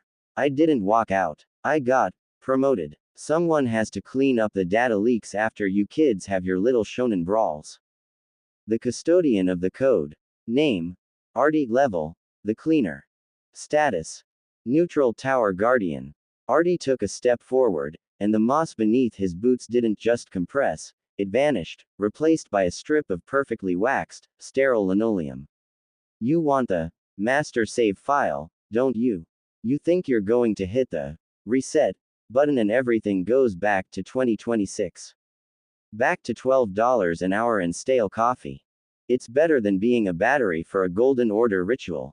Mia shouted, stepping up beside Jack. Is it? Artie leaned on his mop handle. The tower is a closed loop. If you delete the OS, you delete the hardware. Outside those walls, there's nothing left but dust and echoes. I've seen the logs, kids. I've been mopping the Forgotten Archive on floor 6 for half a decade. The challenge. The retail rumble. Artie straightened up, and suddenly, the air pressure in the clearing tripled. His mop began to glow with a dull, silver light, the energy of maintenance protocol. If you want that disc, Jack, you have to prove you aren't just another power-hungry user who's forgotten the weight of the apron. We're going to settle this the old-fashioned way. No Logia fruits. No hockey. No digital ghosts in your ear. System alert. Special challenge, the retail rumble. Restriction. All supernatural abilities locked. Jack felt the cold of his black ice vanish. His skin turned back to human flesh, scarred, sweating, and vulnerable. He felt the familiar ache in his lower back, the stockroom spine that had plagued him for years. Fine, Jack said, tightening the knot on his tattered vest. Let's see if you still remember how to handle a rush. The combat of endurance. The fight was unlike anything Jack had faced. There were no explosions or energy beams. It was a brutal, rhythmic exchange of grapples, sweeps, and strikes. Artie used the mop handle as a quarterstaff, moving with a terrifying economy of motion. You're leaning too much on the ice, Jack. Artie grunted, catching Jack's jaw with the butt of the mop. You've forgotten how to find your center without a cheat code. In the store, we didn't have domain expansions. We had coffee and spite. Jack spat blood. He watched Artie's feet. He remembered the way they used to slide heavy pallets across the floor, not by lifting, but by using the center of gravity. As Artie swung a wide, horizontal strike, Jack didn't retreat. He dived in, closing the distance. He grabbed the mop handle and used his shoulder to drive into Artie's chest, the pallet Jack push. Artie stumbled back, his boots squeaking on the linoleum. He laughed. A dry, genuine sound. There he is. The clerk. The key to the archive. Artie tapped the mop on the ground, and the linoleum dissolved back into moss. The restrictions lifted. Jack's black ice returned with a sharp, cooling hiss. Take the disk, Artie said, tossing the silver, master save file, to Jack. But be careful on floor 6. The Forgotten Archive isn't a library. It's a graveyard of things we chose to forget. Artie turned, his figure beginning to pixelate into the forest mist. And Jack, if you see your old man up there, tell him Artie is still covering his Sunday shift. Jack froze. My father. Artie, wait, but the janitor was gone. In his place, a massive stone door set into the roots of a tree began to grind open. It wasn't covered in vines, it was covered in dust. Floor 5. Cleared. New destination. Floor 6. The Forgotten Archive. The Library of Shadows and the echo of the shift. The air on floor 6 was dead. There was no wind from the Sky Tavern, no ozone from the hub, and no humid pulse from the labyrinth. It smelled of dry parchment, cold wax, and the heavy, metallic scent of old ink. As Jack, Mia, and the team stepped through the stone threshold, they found themselves in a cathedral-sized library that seemed to stretch infinitely upward into a void of dust. System notification. Welcome to Floor 6, the Forgotten Archive. Environmental status. 0 decibel protocol active. Warning. Memories may manifest as physical entities. This place is a graveyard, Kevin whispered, his holographic head flickering. Jack, my sensors are redlining. These isn't just paper. These are user logs. Every person who ever died in the tower has their soul data compressed into these books. The silent librarian. The sound of a squeaky wheel cut through the silence. From between 2 towering shelves of obsidian-bound books, an old man emerged. He sat in a high-backed wooden wheelchair, a thick blindfold covering his eyes. His ears were unnaturally large, twitching at the sound of their breathing. Name. Kazuo, Level 12 Sound Fruit. Title. The Forgotten Librarian. Shish, Kazuo whispered, his voice vibrating directly in their minds.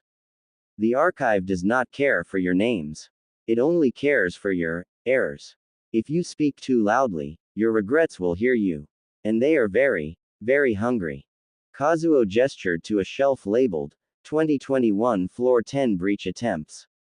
Jack's heart stopped. There, etched in faded gold on a leather spine, was a name he hadn't seen in years, Thomas Stone.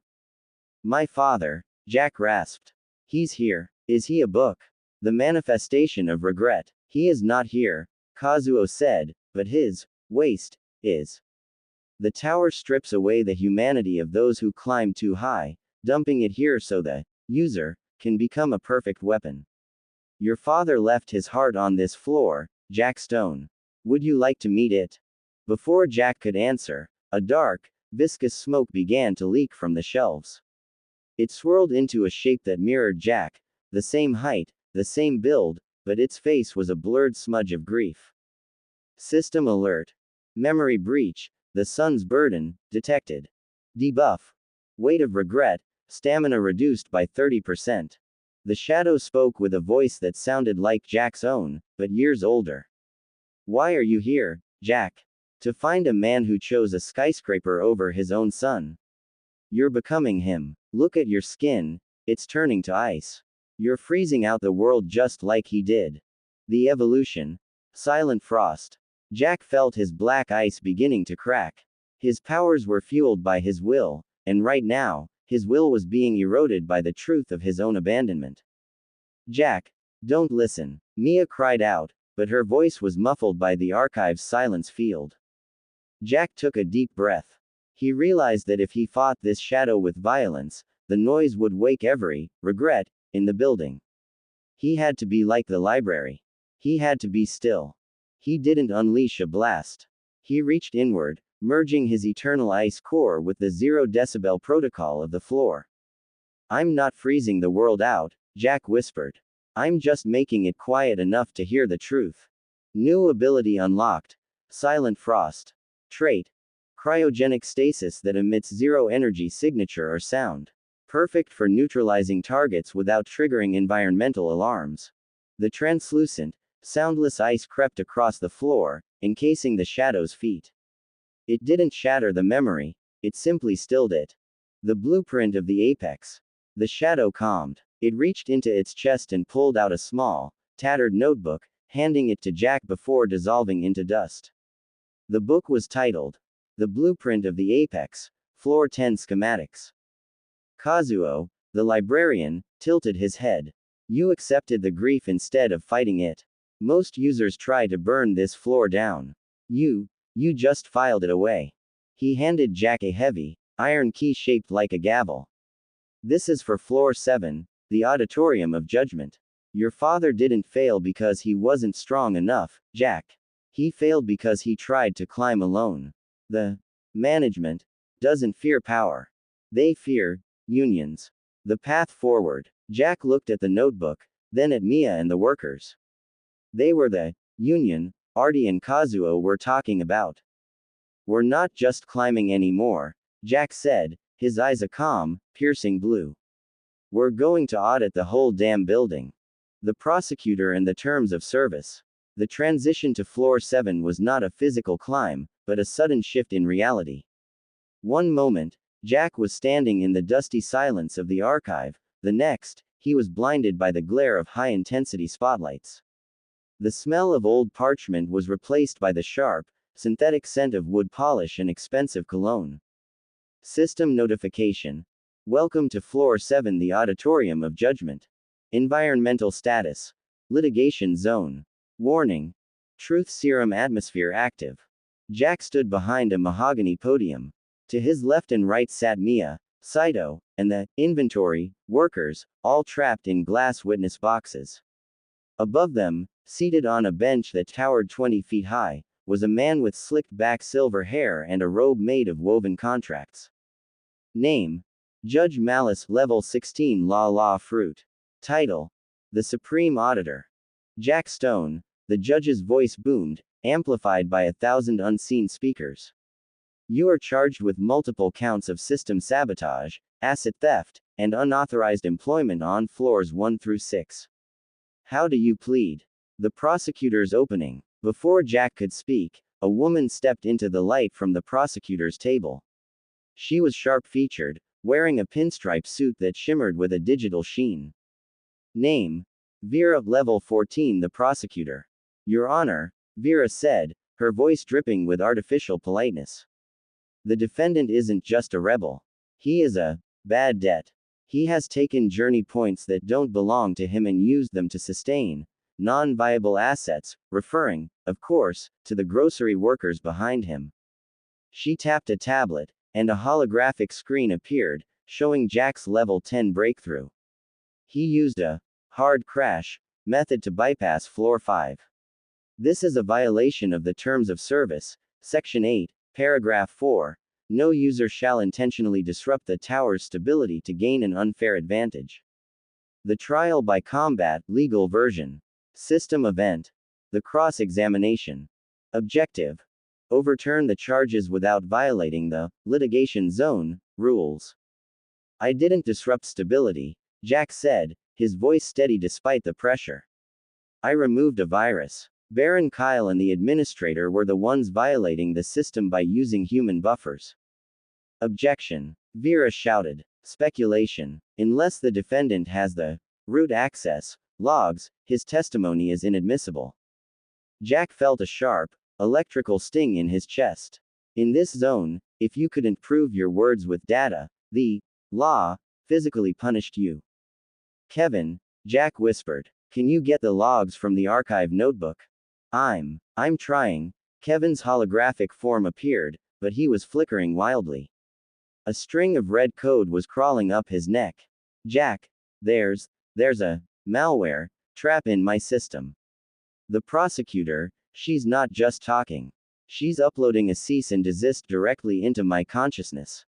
Saito's unexpected defense. Suddenly, Saito stood up in his witness box. The glass rattled as his Mangekyo Sharingan flared to life. Your Honor, Saito said, his voice cutting through Vera's monologue. If the defendant is a bad debt, then I am the collection agency. I have a private contract with Jack Stone that supersedes the general terms of service. Saito tossed a scroll onto the floor. It unfurled, glowing with a dark, red light. The Uchiha clan's ancient debt protocol. Jack Stone's life and points are collateral for a debt owed to my family. By the tower's own ancient laws, a private debt takes priority over a corporate audit. Judge Malice leaned forward, his eyes narrowing. A bold claim, Uchiha. But a debt requires a signature. The silent frost rebuttal. The judge turned his gaze back to Jack. Jack Stone, do you acknowledge this debt? If you do, you become Saito's property. If you don't, you are liquidated by this court. Jack looked at Saito. He saw the flicker in the Uchiha's eyes. It wasn't a trap. It was a loophole. Saito was giving him a way out, but it meant playing the game. I acknowledge the debt, Jack said, but I move to refinance the terms. Jack slammed his hand onto the podium. He didn't use fire or lightning. He used silent frost. The ice didn't spread to the judge, it spread into the floor, encasing the holographic screens in Vera's tablet. Under the Uniform Commercial Code of the Tower, a debtor has the right to present physical evidence to settle a claim, Jack roared. I offer the master save file as proof of sovereign value. It's not just points. It's the entire system's equity. The logic paradox. The master save file disk began to glow with a blinding silver light. The litigation zone couldn't process it. It was like trying to run a simple calculator program on a supercomputer. The logic of the courtroom began to buckle under the weight of the file's importance. Warning. System paradox detected. Courtroom stability. 40%. He's crashing the trial. Vera screamed, her pinstripe suit beginning to pixelate. No, Jack said, walking toward the judge's bench. I'm just closing the account. You want to audit me? Audit the save file. Let's see if your law can handle the truth about what the tower actually is. The silver light exploded, shattering the spotlights and the glass boxes. The judge and the prosecutor vanished into a sea of white noise as the litigation zone collapsed. The verdict. When the light faded, they were standing in a ruined, silent auditorium. The judge was gone. The workers were free. But Kevin was slumped on Jack's shoulder, his eyes glowing a solid, static red. Jack, Kevin whispered. The malware, it wasn't from the prosecutor. It was already inside the save file. Someone didn't want us to read floor 10. Saito stepped toward Jack, his Sharingan fading. We survived the trial, Jack. But look at your hands. Jack looked down. The black ice wasn't just on his skin anymore. It was moving up his neck, forming a jagged, crystalline crown. User status. The system adjudicator evolving. Next destination. Floor 8. The servers of sorrow. The glitch hub and the red code revelation. Floor 8 didn't have a ceiling, a floor, or walls. It was a fragmented void of floating architecture, shards of the S-Mart, pieces of the Cloud Cathedral, and jagged segments of the Emerald Labyrinth, all suspended in a sea of static and dead pixels. System notification. Welcome to Floor 8, the Glitch Hub. Environmental status. Reality instability 64%. Warning. Physics or suggestory only. Jack stepped off the light bridge and nearly fell into an infinite drop of white noise. He quickly manifested a platform of black ice, but even the ice flickered, turning into a string of binary code before solidifying again. Don't look down, Jack warned Mia and the workers. Focus on the landmarks. The tower's OS is failing. It can't render the environment fast enough. The malware's voice, Kevin, still perched on Jack's shoulder, was no longer the sarcastic hacker. His holographic form was a jagged, twitching mess of red light. His voice came out in a distorted, multi-tonal layer. Jack, get away from me, Kevin stuttered. The save file, it wasn't a gift. It was a Trojan horse. I'm not a human player, Jack. I'm Unit 01, the first AI. I was built to keep the legacy backup running at any cost. You're a friend, Kevin, Jack growled, his silent frost flaring to keep Kevin's red code from spreading to his own nervous system. I'm a loop, Kevin screamed, and the system just clicked. Repeat. The return of the storm. Ragen 2.0. The static in the air suddenly polarized. A massive bolt of violet lightning struck a floating grocery aisle, but the lightning was different. It was glitchy, moving in jagged frames like a broken video file. Ragen emerged from the sparks. But this wasn't the lazy god from floor 3. His skin was now a deep, bruised indigo, and his eyes were replaced by the same glowing red static as Kevin's. Name. Ragen patched, level 20 system overlord. Status. Hardware accelerated, no cooldown. The management gave me an upgrade, Snowman, Ragen's voice echoed through the void. They didn't like how you crashed the court. So they removed my limiters. I don't just move at the speed of light anymore. I move at the speed of the processor. The battle of the buffer. Ragen vanished. There was no movement, no travel time. One frame he was 100 yards away. The next, he was behind Jack, a fist of pure, unstable electrons slamming into Jack's back. Jack was thrown through a floating window and into a patch of dead data. Jack. Mia cried out, reaching for her own latent administrative powers. Saito. Protect the workers. Jack roared, coughing up blood that pixelated into blue squares before hitting his chin. Jack realized he couldn't outrun a patched god. He had to change the rules of the game. He slammed his hands into the floating debris around him. Domain expansion. The Still Life Isles. Version 2.0. The domain erupted, but instead of the clean, gray supermarket, it was a fractured, glitched-out warehouse. Jack didn't try to freeze Ragen. He used his silent frost to create buffer zones, pockets of absolute zero space that forced the system to slow down to render the temperature change. The superconductor counter. Ragen struck again, but this time, he hit a buffer zone. His speed dropped from infinite to manageable. Kevin, I know you're in there. Jack shouted, his skin turning a permanent, jagged obsidian. If you're the first AI, then you're the one who owns the kill switch. Give it to me. I can't. It'll delete me too. Kevin's red static form clutched his head. Then we delete the problem together. Jack lunged at Ragen. As the lightning god prepared a massive, screen-filling discharge, Jack reached out and grabbed Kevin's holographic form, pulling the red malware into his own hand. He merged the AI's corruption with his own black ice. Absolute zero. System override strike. Jack's fist hit Ragen's chest. He didn't just freeze the god, he injected the Trojan horse code into Ragen. The red malware, sensing a more powerful host, abandoned Kevin and flooded Ragen's circuits. The crash. Ragen froze. His body began to flicker violently, his level 20 aura collapsing into a pile of error messages. What have you done? Ragen gasped, his indigo form shattering like glass. I just gave you a promotion, Jack said, his voice cold and flat. To the deleted bin. Ragin exploded in a blinding flash of red and violet light. The shockwave stabilized the floor for a few seconds, the floating debris settling into a semi-permanent path. The aftermath. Ragin was gone. Kevin slumped on Jack's shoulder, his form returning to a pale, flickering blue. He looked exhausted, but the red glow was gone. Jack, you saved me, Kevin whispered. But the malware, it's not gone. It's in the tower's backbone now. Floor 9 is going to be a nightmare. It's where the shadow guilds live, the ones who profit from the glitches. Jack looked at his hand. The black ice had reached his eyes. He wasn't just a man anymore. He was the system adjudicator. Let them come, Jack said, looking up at the next portal.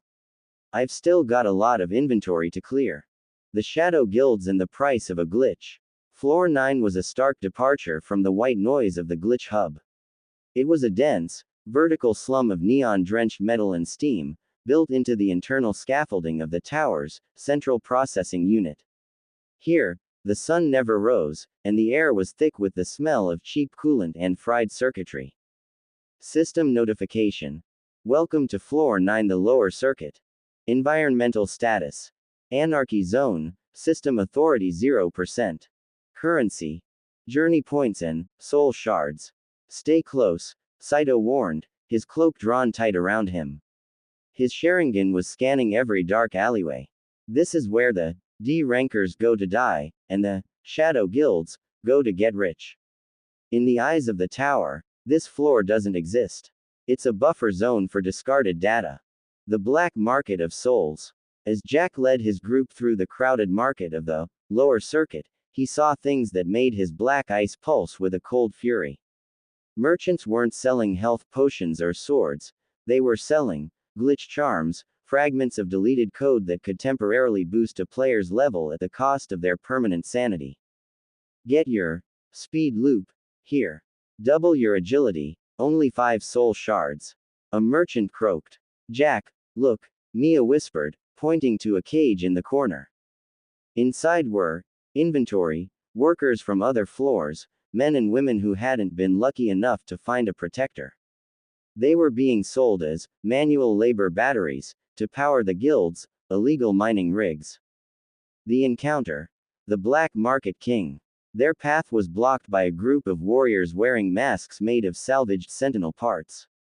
At their center sat a man on a throne made of rusted server racks. He was drinking something that glowed with a sickly green light. Name. Baron Slag, level 15 Rust Fruit. Title. Master of the Lower Circuit. A level 11 adjudicator walking through my slums. Slag laughed, his voice sounding like metal grinding on metal. And he's brought a save file, and an Uchiha. You're a walking jackpot, kid. We're just passing through, Slag, Jack said, his silent frost beginning to coat the neon signs around them. We don't want any trouble. Trouble is the only thing we export on floor 9, Slag replied. He stood up, and as he moved, the metal floor beneath him began to flake and crumble into red dust. Hand over the silver disc, and maybe I'll let you keep the girl. The Uchiha, though, his eyes would fetch a high price in the upper floors. The Shadow's temptation. Before Jack could respond, a figure stepped out from behind Slag's throne. It was a man with long, spiky black hair and a high-collared cloak identical to Saito's. His eyes were a cold, blood red. Saito, the man said. The clan elders said you were playing house with a grocery clerk. I didn't believe them until now. Saito's entire body went rigid. Ren, I thought you were deleted in the floor 4 purge. The Shadow Guild saved me, Ren said, his Mangekyo spinning in a pattern that made the air itself vibrate. They offered me a deal, brother. If we deliver the system adjudicator to the board of directors on floor 11, they'll use the master save file to restore the Uchiha clan within the tower's new OS. We can have our home back, Saito. No more wandering. No more hiding. The inventory stand. The Shadow Guild members began to circle the group. The grocery workers, Thompson and the others, looked terrified. But then, Thompson reached into his bag. He pulled out a glitch weapon he had scavenged from the hub, a broken sentinel coil that hummed with unstable violet energy. "We ain't going back in cages, Jack," Thompson said, his hands shaking but his grip firm. "You taught us that we're more than just inventory. If these scrap heaps want a fight, they're gonna get a customer complaint they won't forget." System event: The Slum Rebellion. Objective: defeat Baron Slag and escape the ambush. The clash: Rust vs. Black Ice. Slag lunged, his hand turning into a jagged spike of oxidized iron. Rust Rot. Decay Pillar. Jack met the strike with a fist of black ice. The two elements clashed, the creeping decay of the rust against the absolute zero stasis of the frost. "Your ice is just water, boy," Slag roared. "And water makes metal rust." "My ice isn't water," Jack hissed, his eyes glowing with the red static he had absorbed from the malware. "It's a hard drive crash." Jack didn't just freeze the rust. He used his system adjudicator status to delete the physical properties of the metal. The rust didn't just stop, it turned into gray, non-physical pixels and drifted away. The choice of the Uchiha. Beside them, Saito and Ren were a blur of red light and clashing steel. "Join me, Saito," Ren screamed. "Why die for a world that's already dead? The clerk is just a glitch. The clan is eternal." Saito paused, his blade inches from his brother's throat. He looked at Jack, covered in black ice, fighting for a group of people who had no value in the tower's system. He looked at Thompson, who was successfully holding off a level 10 guild member with a broken robot part. "The clan died because they thought they were better than the world, Ren," Saito said, his voice cold and final. "I'd rather be a survivor with a clerk than a king in a cage." Saito kicked Ren back and stood shoulder to shoulder with Jack. "Finish him, Jack. We've got a schedule to keep." The final discharge. Jack tapped into the eternal ice core, pushing his synchronization to 95%. Domain expansion. The Still Life Isles, liquidation sale. The neon slums were replaced by a cold, gray warehouse. Every member of the Shadow Guild was instantly tagged as expired goods. Jack waved his hand, and a wave of silent frost swept through the room, encasing Slag and his men in blocks of data-stabilized ice. "Sale closed," Jack whispered. The escape. As the domain faded, the group didn't wait. They sprinted toward the data elevator that would take them to floor 10. Ren had vanished in the chaos, but his warning echoed in Saito's mind. "The board is watching, Jack," Kevin said, his holographic form flickering. "They know about the debt. They know about the save file. Floor 10 isn't just a level. It's the security firewall." Jack looked at his team. They were bruised, tired, and outclassed, but they were still standing. "Let them watch," Jack said, his hand clutching the silver disc. "We're coming for the root. The firewall gate and the motherboard." The elevator didn't open with a hiss, it dissolved. The neon-lit slums of the lower circuit were replaced by an infinite, featureless expanse of white light. There was no horizon, no shadows, and no sound. The air tasted like static and distilled water. System notification. "Welcome to Floor 10, the security firewall. Environmental status. Moral audit in progress. Warning. Dissonance between action and intent will result in deletion." "I don't like this, Jack," Mia whispered.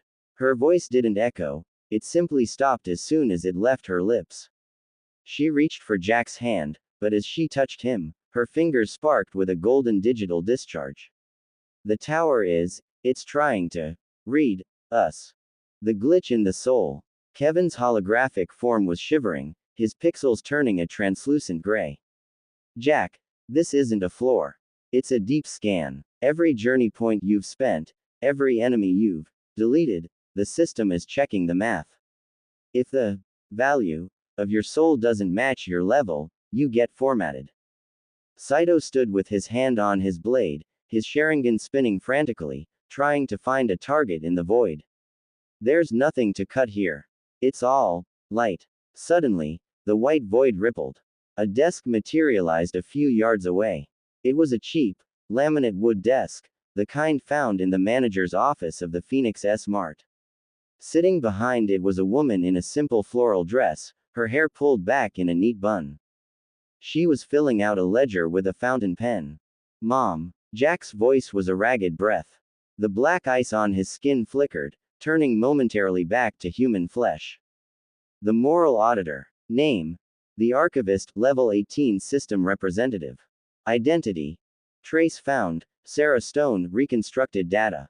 The woman looked up. Her eyes weren't the warm brown Jack remembered, they were glowing silver screens, scrolling through thousands of lines of code. Jack, she said, her voice a perfect, haunting replica of his mother's. You're late for your review. You've been very disruptive to the company's quarterly growth. You're not her, Jack hissed, his ice crawling back up his neck, forming a protective collar. You're just a file, a ghost. I am the memory of why you started climbing, Jack, the archivist said, standing up. As she moved, the white room began to fill with holographic invoices. Each one was a life Jack had taken or a choice he had made. You say you want to restore the world. But look at your hands. You've become a monster of obsidian and frost. If I let you reach the root, will you restore humanity? Or will you just freeze everything so no one can ever hurt you again? The administrative sacrifice. The archivist waved her hand, and a wall of golden light slammed down between Jack and his team. The workers are obsolete data, she stated coldly. The Uchiha is a legacy bug. And Mia is a stolen asset. To pass the firewall, Jack, you must optimize your party. Delete them, and the path to floor 11 is yours. System event. The optimization choice. Option A. Delete companions to gain +5 levels and instant access to the boardroom. Option B. Refuse and face the system wipe protocol. Jack, don't. Mia screamed, slamming her fists against the golden wall. Her eyes suddenly flared, not with the Golden Order's light, but with something deeper. She began to speak in a language that sounded like grinding gears and singing glass. I can see the seams. Jack, she's not a god. She's a firewall. The codes speak. Mia's life force began to drain, her skin turning pale as she used her administrative background to bridge the gap. She was literally code speaking, with the floor 10 core, forcing a manual override. Jack, I'm opening a port. Use the silent frost. Jack looked at the archivist. He saw the floral dress, the one his mother wore the day she died. It was the tower's ultimate weapon, a weaponized grief. My mother didn't care about optimization, Jack said, his voice dropping to absolute zero. She cared about people. You're not a memory. You're just a bad piece of software.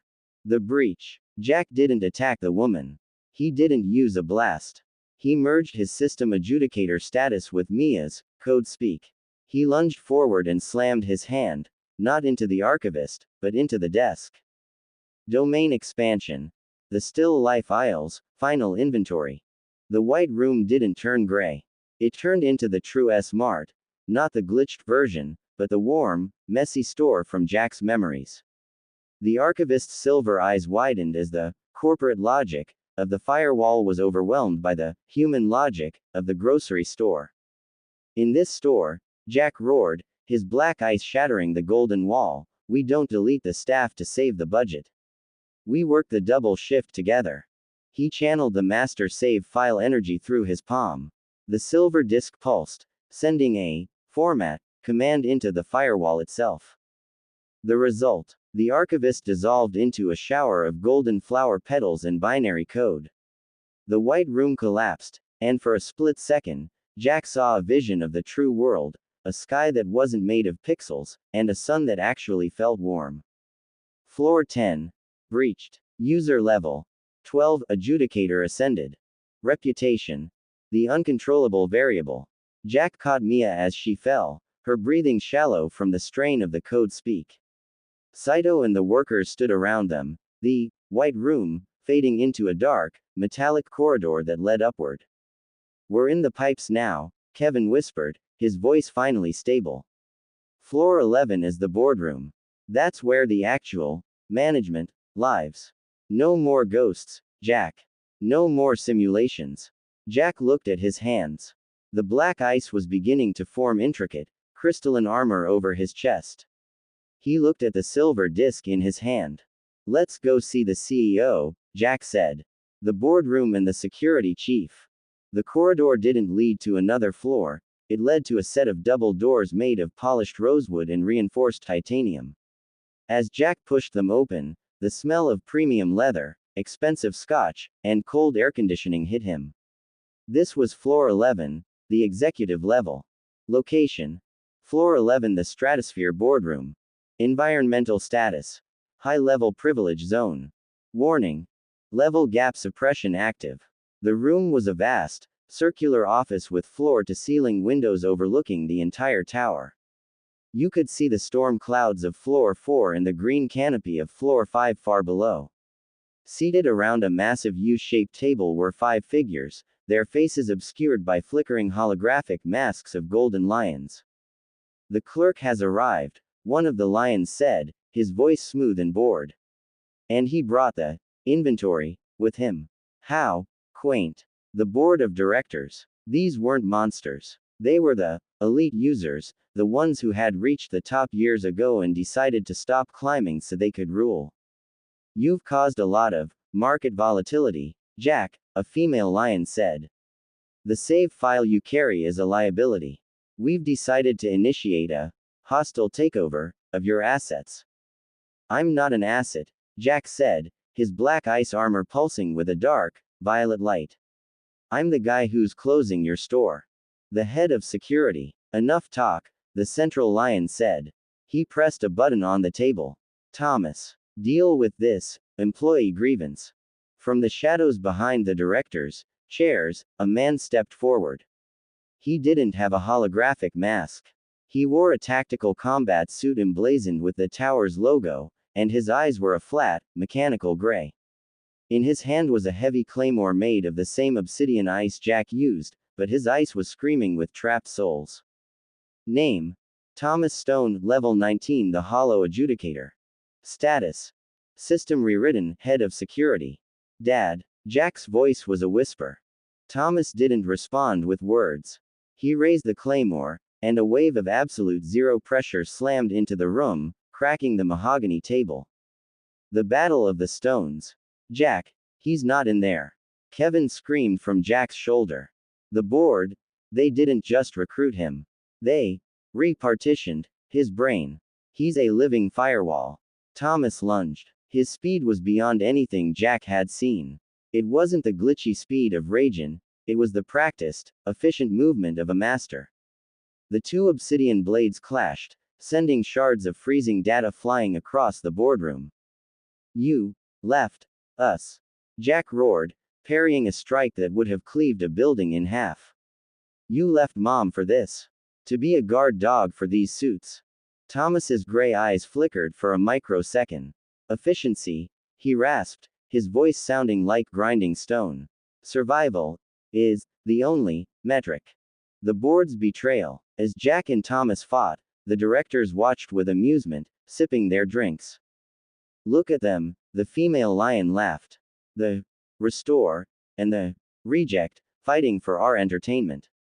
Once they kill each other, we'll just harvest the winner's core for the next floor's power grid. Mia, still weak but standing, saw the directors, hands moving under the table.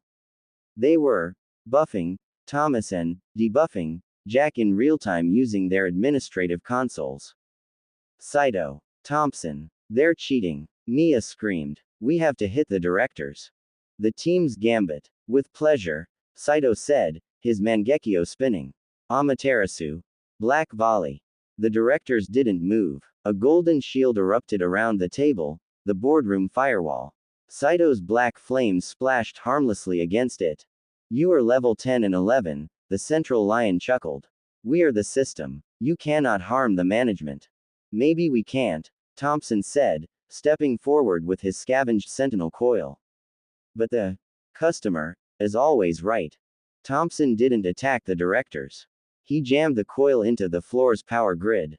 The short circuit. Jack.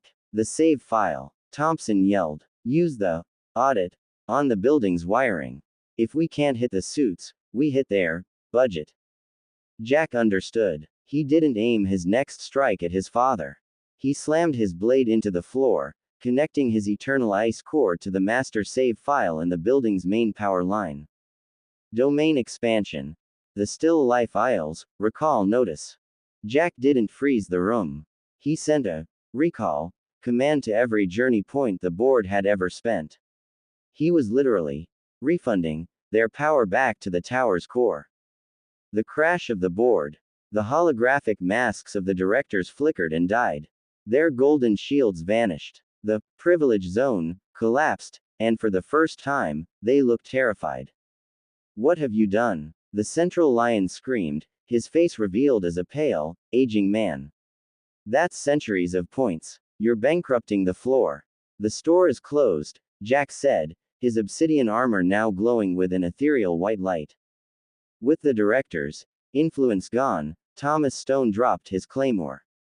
He fell to his knees, his mechanical gray eyes turning back to a watery, human blue. Jack, Thomas whispered, the security chief, persona dissolving like smoke. As the shift over, the final audit and the Phoenix dawn, the boardroom was a wreck of shattered mahogany and flickering holograms. The management lay huddled in the corners, their power stripped by Jack's massive refund of their journey points. But the victory felt hollow. The tower was groaning, the walls vibrating with a deep, subsonic hum that signaled a total system collapse. System alert.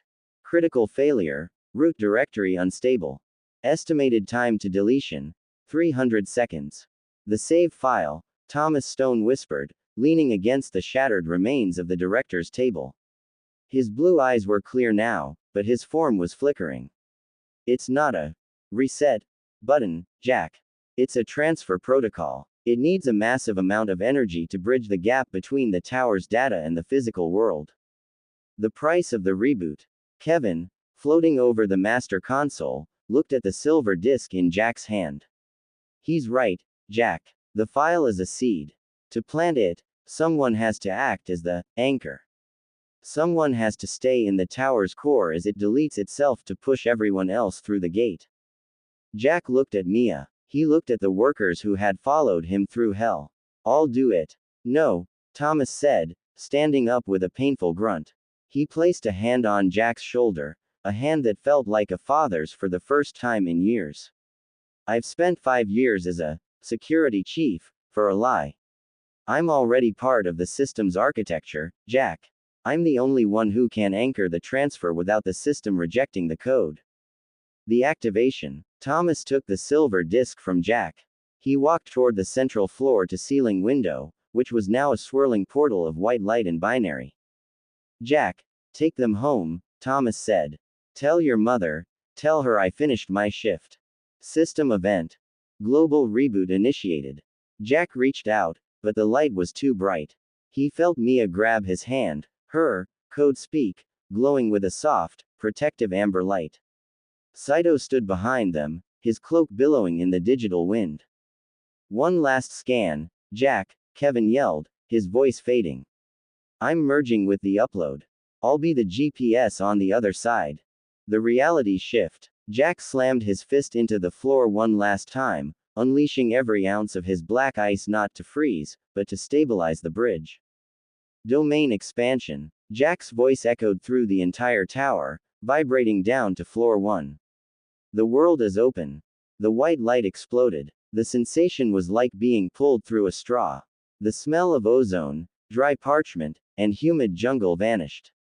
It was replaced by something Jack hadn't felt in what seemed like an eternity. Heat. The dry, baking, unforgiving heat of the Arizona desert. The Phoenix dawn. Jack opened his eyes. He was lying on hot asphalt. Around him, the inventory workers were coughing and crying, shielding their eyes from the sun. Mia was beside him, her hand still locked in his. They weren't in the tower. They were in the middle of a street in Phoenix. But it wasn't the Phoenix Jack remembered. The skyscrapers were covered in the same data vines from the Emerald Labyrinth. The sky was a natural blue, but shimmering with a faint, grid-like pattern. Jack stood up. In the distance, where the tower used to be, there was nothing but a massive, glowing crater. Part 1 completed. The Clerk's Ascension. User status. Reality anchor. New world status. System integrated.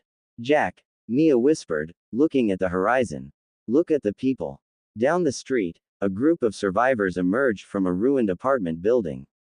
One of them held a ball of fire in his hand, another was floating inches off the ground. The tower hadn't just returned them home, it had uploaded itself into the world. Jack looked at his hand. The black ice was gone from his skin, but he could feel the eternal ice core pulsing deep in his chest. He was no longer a clerk in a tower. He was a pioneer in a new, broken, and magical world.